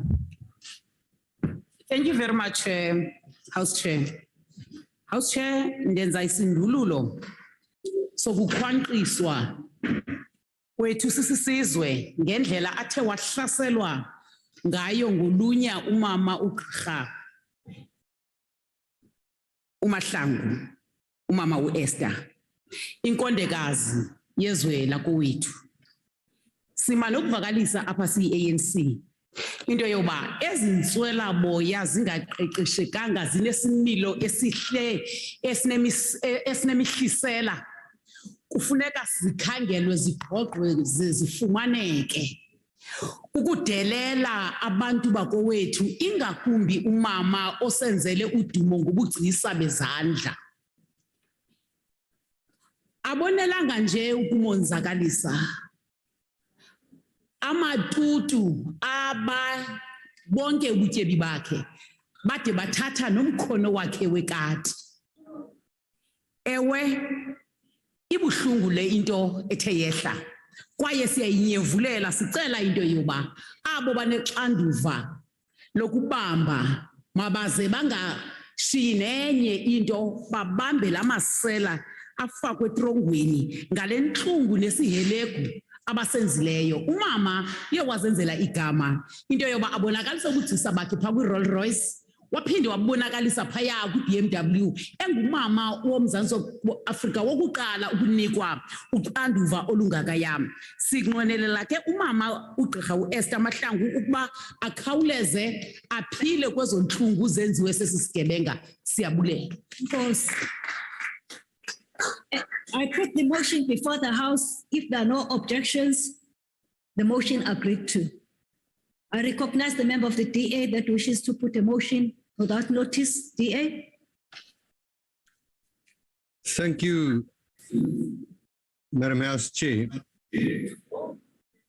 I hereby move on behalf of the Democratic Alliance that this House notes the African horse sickness poses significant risks to the equine sector in the Republic. Further notes that the Onderstepoort Biological Products, the sole producer and supplier of African horse sickness vaccines in the Republic, has been experiencing a number of challenges which has resulted in a shortage of the production and supply of African horse sickness vaccines in the Republic. Acknowledges that there is an urgent need that South Africa's equine sector have access to a reliable and adequate supply of the African horse sickness vaccines, calls on the Department of Agriculture, Land Reform and Rural Development to explore the option of importing African horse sickness vaccines to supplement the shortage of supplies in the Republic, encourages the Onderstepoort Biological Products to take immediate steps to overcome the challenges it experiences, which prevents it from producing and supplying adequate supplies of the African horse sickness vaccine to the Republic's equine sector. I so Honorable Veronica.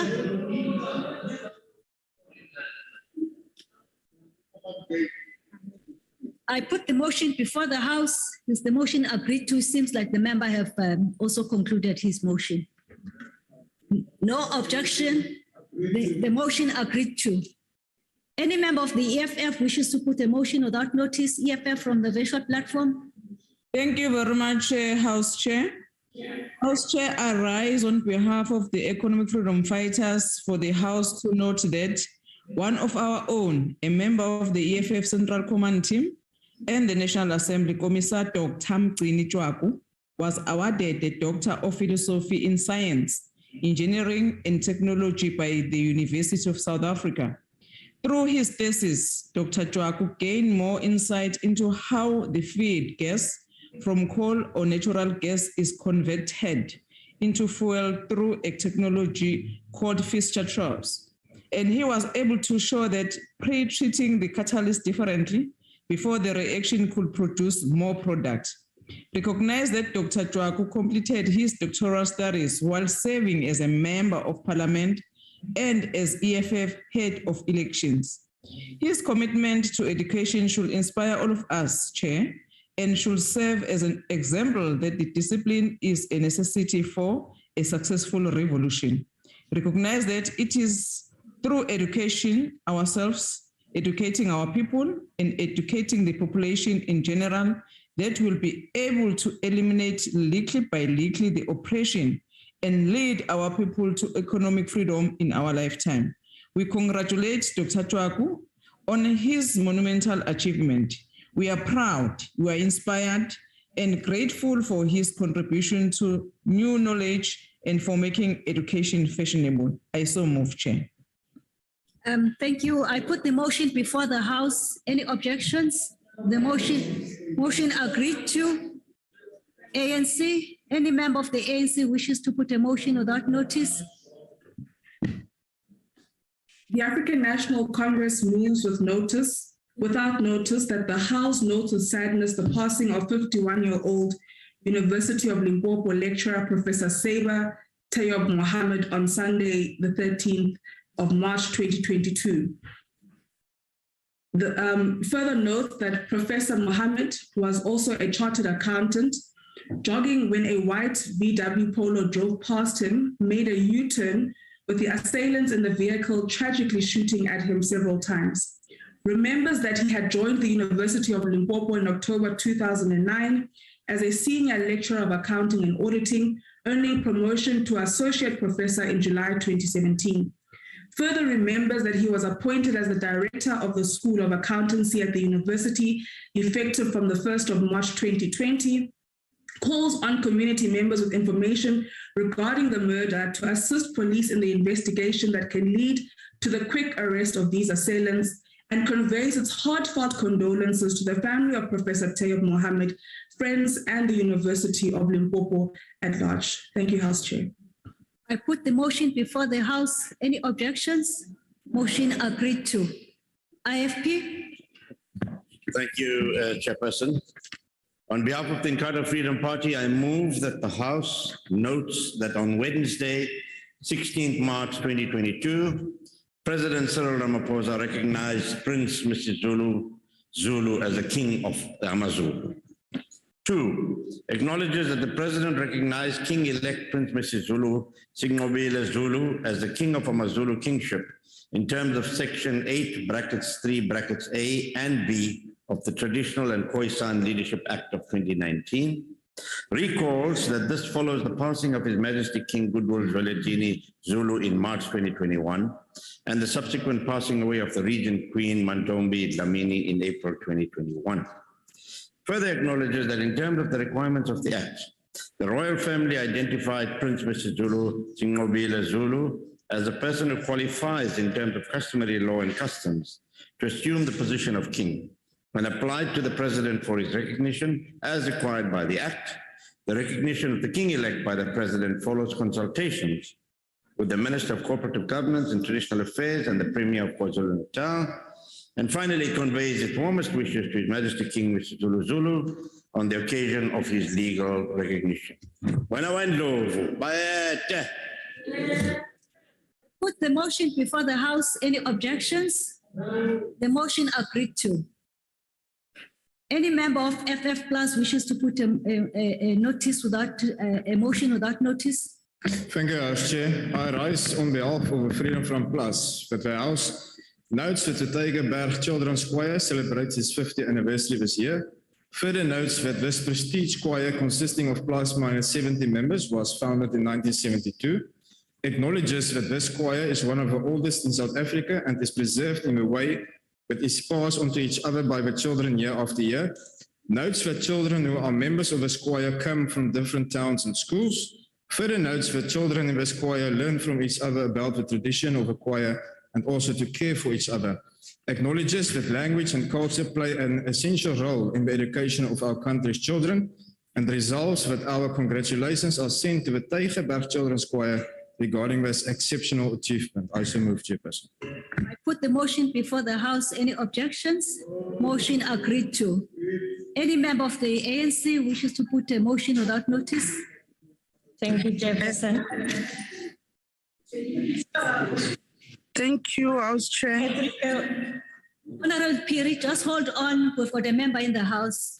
You'll follow when we recognize ANC. Over to you, Honorable Adams.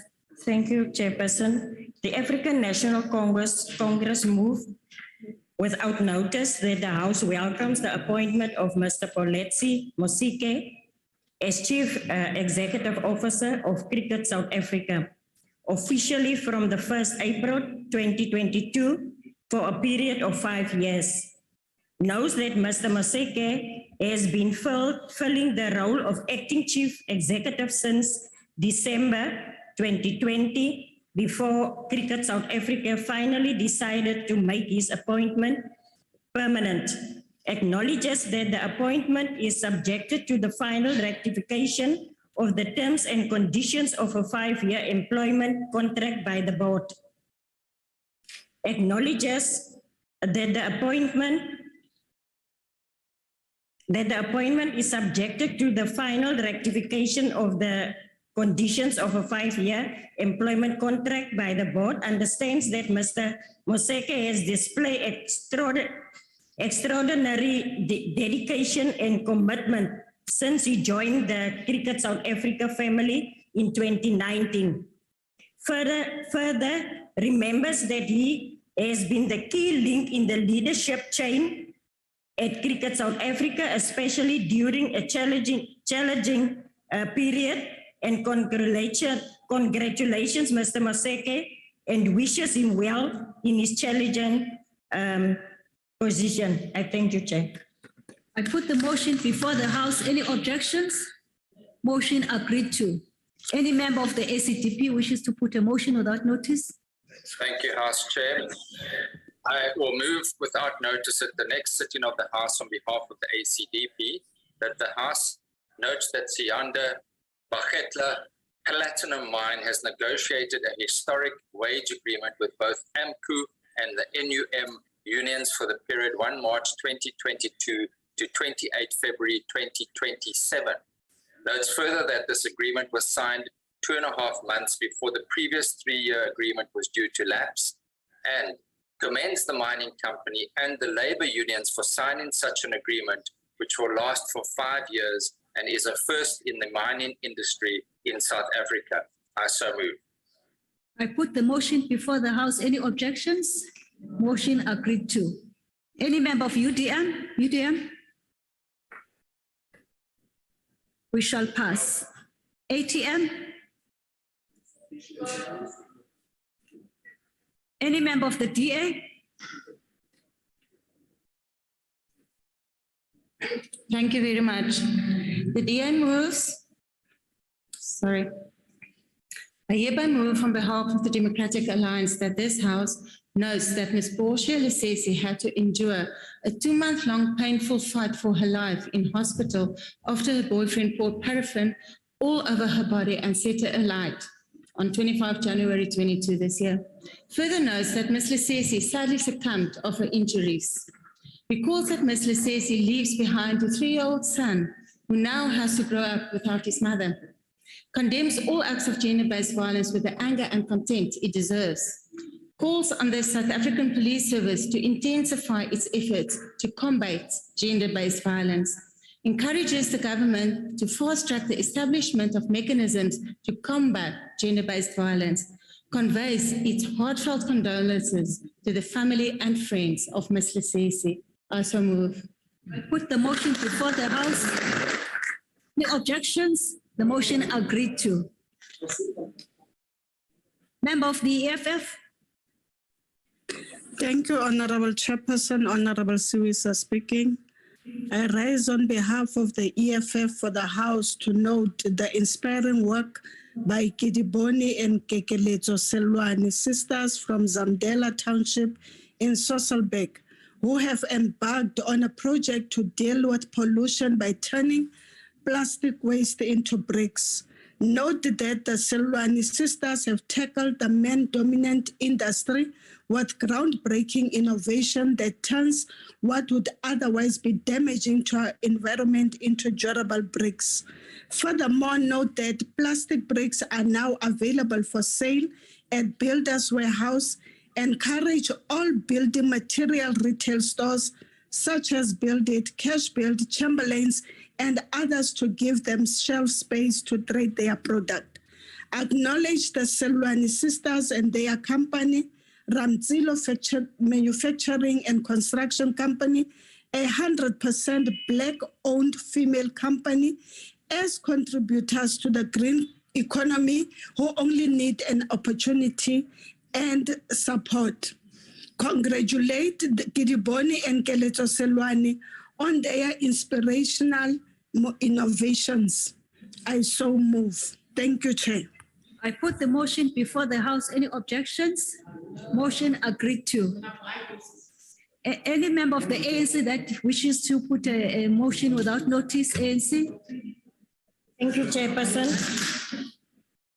The African National Congress moved without notice that the House congratulates the young South African filmmaker Kobisa Yako for being announced as one of the 6 winners of the African Folk Tales Reimagined short film competition by Netflix UNESCO on Tuesday, 15 March 2022. Note that all 6 winners of this competition will receive financial support for the development phase of their projects before starting production on the short films that will eventually premiere on Netflix later this year. Recalls that the competition was launched by Netflix and UNESCO in October 2021 with the goal of promoting diverse local stories and bringing them to the world. Understands that the 6 winners were carefully selected from more than 2,000 applications from all over Sahara African who attended the competition, and congratulate Kobisa Yaku for raising the country's flag high in the film industry. I thank you, Chair. I put the motion before the House. Any objections? Motion agreed to. Member of Good. No, thank you, Chairperson. NFP.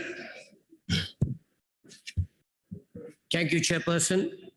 On behalf of the National Freedom Party, I move without notice that this House notes the plight of the residents of Igudu in Ward 7, Nongoma, who are struggling without water for years. Note that despite the cries from the community to the Zululand District Municipality, the community remains without water. Also notes that the Department of Kokta and Zululand District Municipality officials visited the area in 2019 with promises to provide adequate water to the community. Also notes that despite these promises, the community which relied on a well for water in the area, which has dried up, attempted to secure water from a nearby river, which has also run dry. Further note that the community have to walk approximately 7 kilometers to obtain water. Also notes that this is a gross violation of the human rights to basic services. Further note that the community of Oslo Beach in KZN South Coast are facing a similar fate in that for 3 weeks in a month, there is no supply of water, no water tankers are provided, and there is no response from the authorities. Also notes that the communities of Ward 8 and 9 in Pongola have also been without water for weeks. Wherefore, we call upon this Honorable House to ensure the intervention of Kokta and the Department of Water and Sanitation to immediately address the plight of the communities in Igudu, in Nongoma, Pongola, and Oslo Beach, in KwaZulu-Natal, South Coast. I so move. I put the motion before the House. Any objections? Yes, objection, Honorable Chairperson. Thank you. Objection is noted. The motion will be converted to notice of motion. Any member of the ANC that wishes to make a motion without notice, ANC? Thank you, House Chair. Allow me to proceed without putting my video on for a better reception, if you may allow. Please do so. Please proceed. Thank you, House Chair. The African National Congress moves without notice that the House note with sadness the passing of Pinky Shongwe, an Umlazi LGBTQIA+ activist at the age of 32 on Sunday, the 12th March 2022. Secondly, understand that Pinky was stabbed to death allegedly because she rejected a man who proclaims his love for her. Further, understand that the KZN provincial government has deployed social workers to help a family to cope on a brutal death. The ANC calls for a speedy investigation and swift arrest of the perpetrator. And the ANC would like to convey its deepest condolences to the family and friends of Pinky Shongwe. I so move, House Chair. Thank you. I put the motion before the House. Any objections? Motion agreed to. AIC? Thank you, Chair. As the African Independent Congress, we move without notice that this House notes the current litigation involving Vodacom CEO Shamil Yusuf and Gosana Magedi. Regrets that intellectual property, whether patented or not, can easily be appropriated without a just and fair compensation. Recalls that a just and fair compensation must both reflect the interest of the inventor and the profit accruing to the appropriator. Take stock of the lengthy period that this matter has been unraveling, more especially its implication on the psychological and financial sobriety of Mr. Magid. Calls upon Vodacom to be guided by common logic, not least when the courts have pronounced themselves unequivocally on this matter. Implores the company's management to pay regard to the tenor of transformative constitutionalism in its Stalingrad tactics on this matter. I so move. I put the motion before the House. Any objections? Motion agreed to. Cope? Thank you. ANC?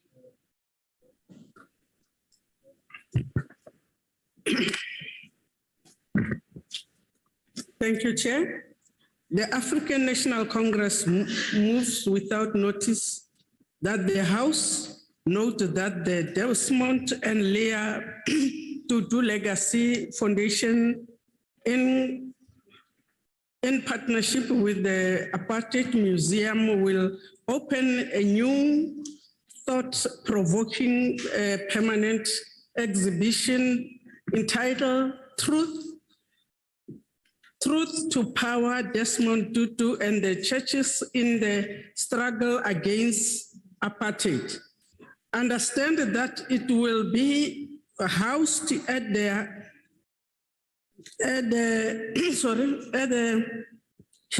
historic old Plenary building, the home of the founder and the Tutu Intellectual Property Trust in Cape Town from the 25th March 2020.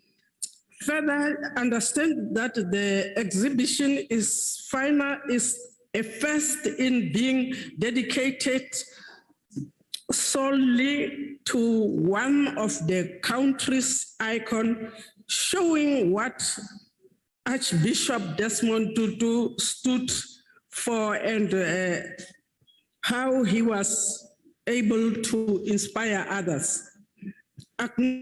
The exhibition form part of the foundation. Thank you, Honorable Member. Thank you. I put the motion before the House. Any objections? Motion agreed to. DA? Thank you, House Chair.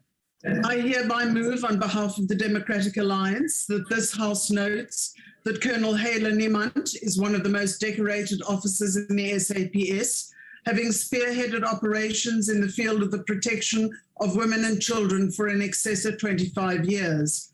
Notes that Colonel Niemand, her first sex exploitation cases were back in 2009 and involved 14 victims in the Drakensberg Boys Choir School.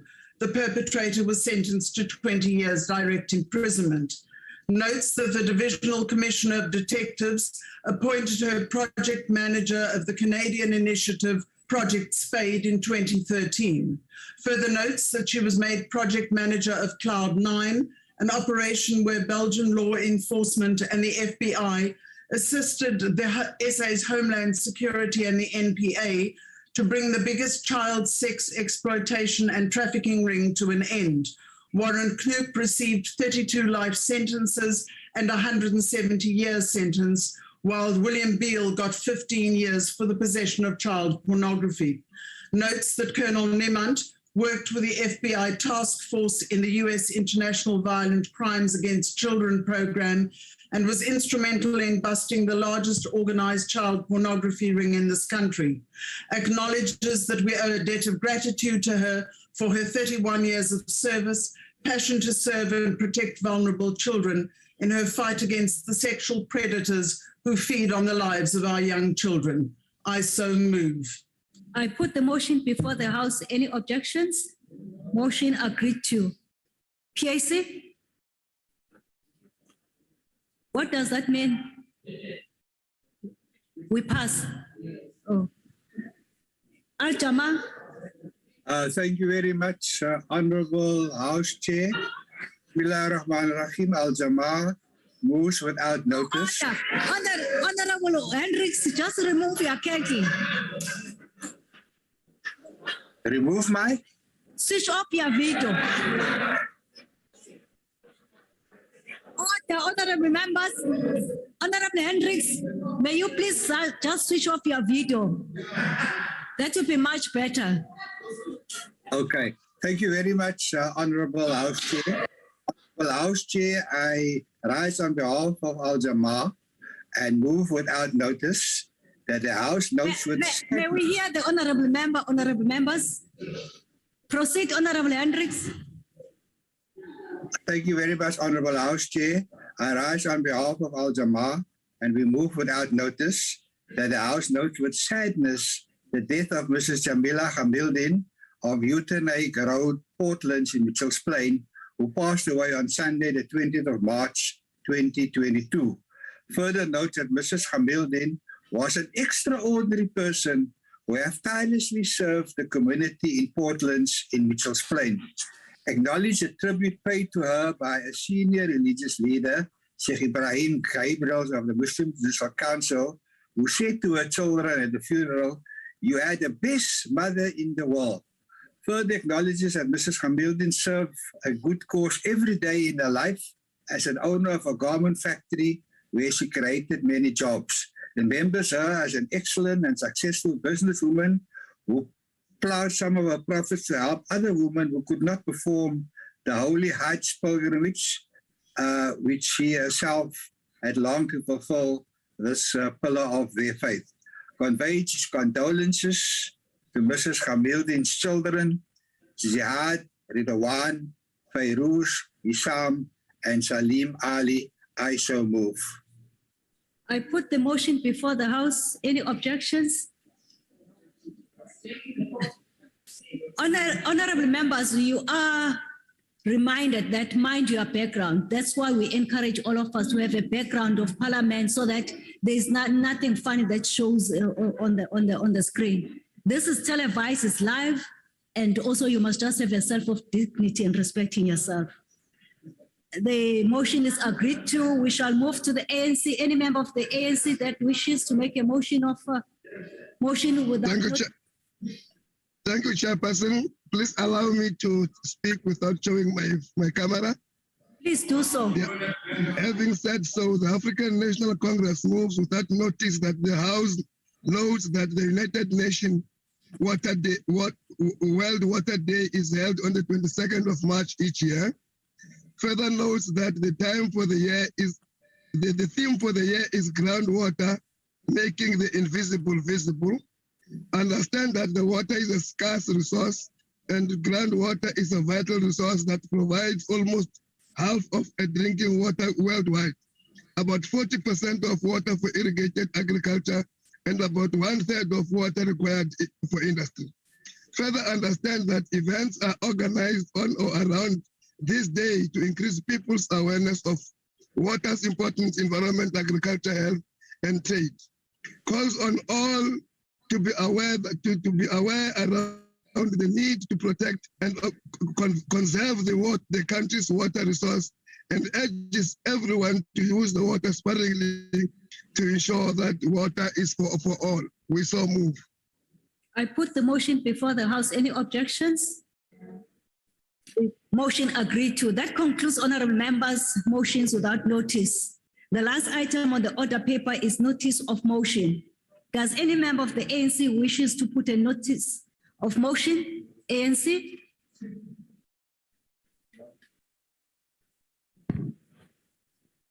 Honorable Ados? Yeah. Thank you. Thank you, Honorable Chair. Thank you, Honorable Chair. Oh, you may proceed, honorable member, but you must be fast in future. Sorry. And I hereby move on behalf of the ANC that in its next sitting, the House debates raising the profile of the work and activities around the linguistic matters of CRL Rights Commission to ensure balance in work and activities around cultural and religious matters. I so move, Chair. Thank you. Any member of the DA wishes to put a motion, notice of motion? DA? Chairperson, die mens stel ek namens die Demokratiese Alliansie voor dat die huis met die volgende sitting 'n debat voer oor die voortsleepende stropery van bedreigde plant- en dierspesies in die Kamiesberg munisipale area en hoe die Suid-Afrikaanse polisiediens bemagtig kan word om die stropery daadwerklik aan te spreek. Ek stel so voor. EFF, notice of motion, EFF. Thank you, Honorable Chair. I rise on behalf of the Economic Freedom Fighters for the House in its next sitting to discuss the following. Killing of youth who are being killed at the Shebins and found after days due to high numbers of Shebins that are operating illegally in the locations and are next to the schools, and also disturbing and derailing the progress of our children. The Economic Freedom Fighters would like to request an announced search for illegal operation, especially those that are next to schools, because we want progressive and healthy society. I so move. Thank you, Honorable Chair. Any member of the ANC wishes to make a notice of motion? ANC? Thanks, House Chair. I hereby move on behalf of the ANC that in its next sitting, the House debate tourism as a vehicle to expedite transformation and inclusive tourism growth that nurtures participation of all South African in the mainstream economy. I so move, House Chair. Thank you, Honorable Member. IFP? Thank you, Honorable House Chair. On behalf of the Inkatha Freedom Party, I hereby give the notice that I shall move at the next sitting of this House that this House debate the aging and poor water infrastructure in South Africa, which affect the quality and quantity of water availability. Thank you. FF Plus. Our Chair, I just want to confirm my audibility.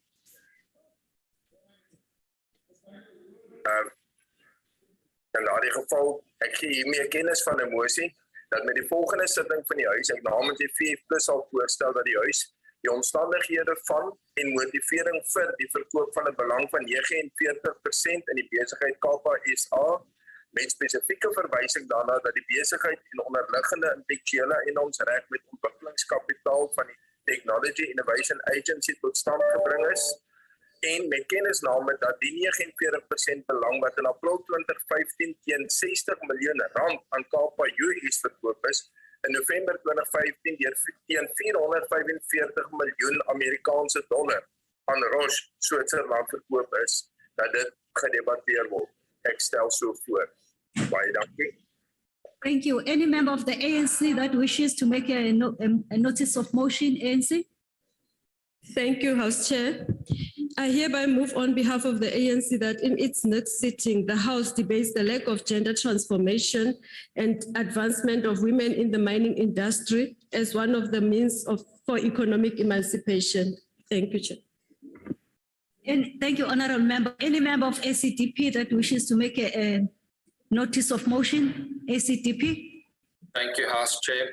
I will move on behalf of the ACDP at the next sitting of the House that the House debates the performance of the National Prosecuting Authority and the financial, resource, and other challenges it faces in the light of the research released recently by the Africa Criminal Justice Reform Unit at the University of the Western Cape, which indicates that the number of corruption convictions against government officials has declined significantly in recent years. I thank you. Thank you, Honorable Member. Any member of ATM wishes to make a notice of motion, ATM? ATM? Any member of the DA that wishes to make a notice of motion, DA?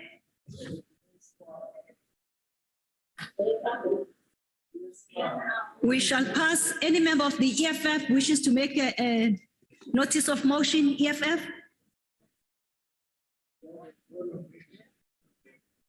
Any member of the ANC that wishes to make a notice of motion, ANC? Nakensa House Chair. Hi ku yimela African National Congress ni susumeta leswaku yindlu leyi eka ntshamo lowu landzelaka hi ya jekajekisana ni ku langutisisa progress leyi nga endliwa eka foster care xikan'we na ku simekiwa ka yona. I so move. Thank you, Chair. Thank you, Honorable Member. Any member good? Thanks, House Chair. Thank you. NFP?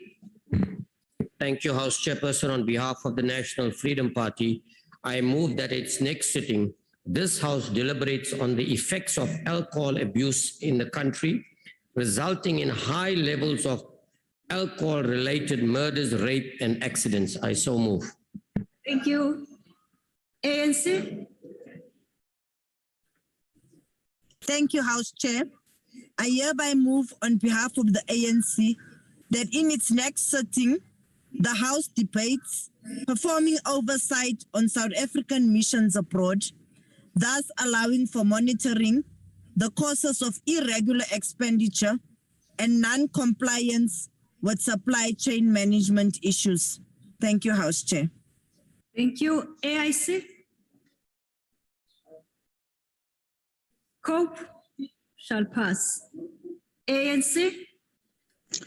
Thank you, Chairperson.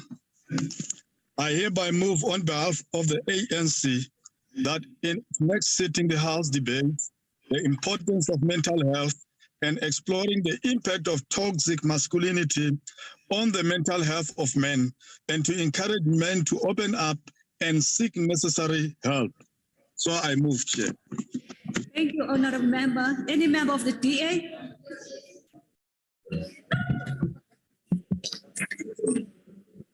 Thank you, Chair. I hereby move on behalf of the Democratic Alliance that its next sitting, this House debates the need to classify acts of theft, vandalism, and negligence of our country's electrical infrastructure as priority crimes in light of the alarmingly high rates of vandalism of electrical infrastructure in Rustenburg and the Kittlek-Roma local municipalities. I so move. Thank you. PAC? PAC? We shall move. Al-Jama? Thank you, Honorable House Chair. Order, honorable members in the House. Honorable Hendricks.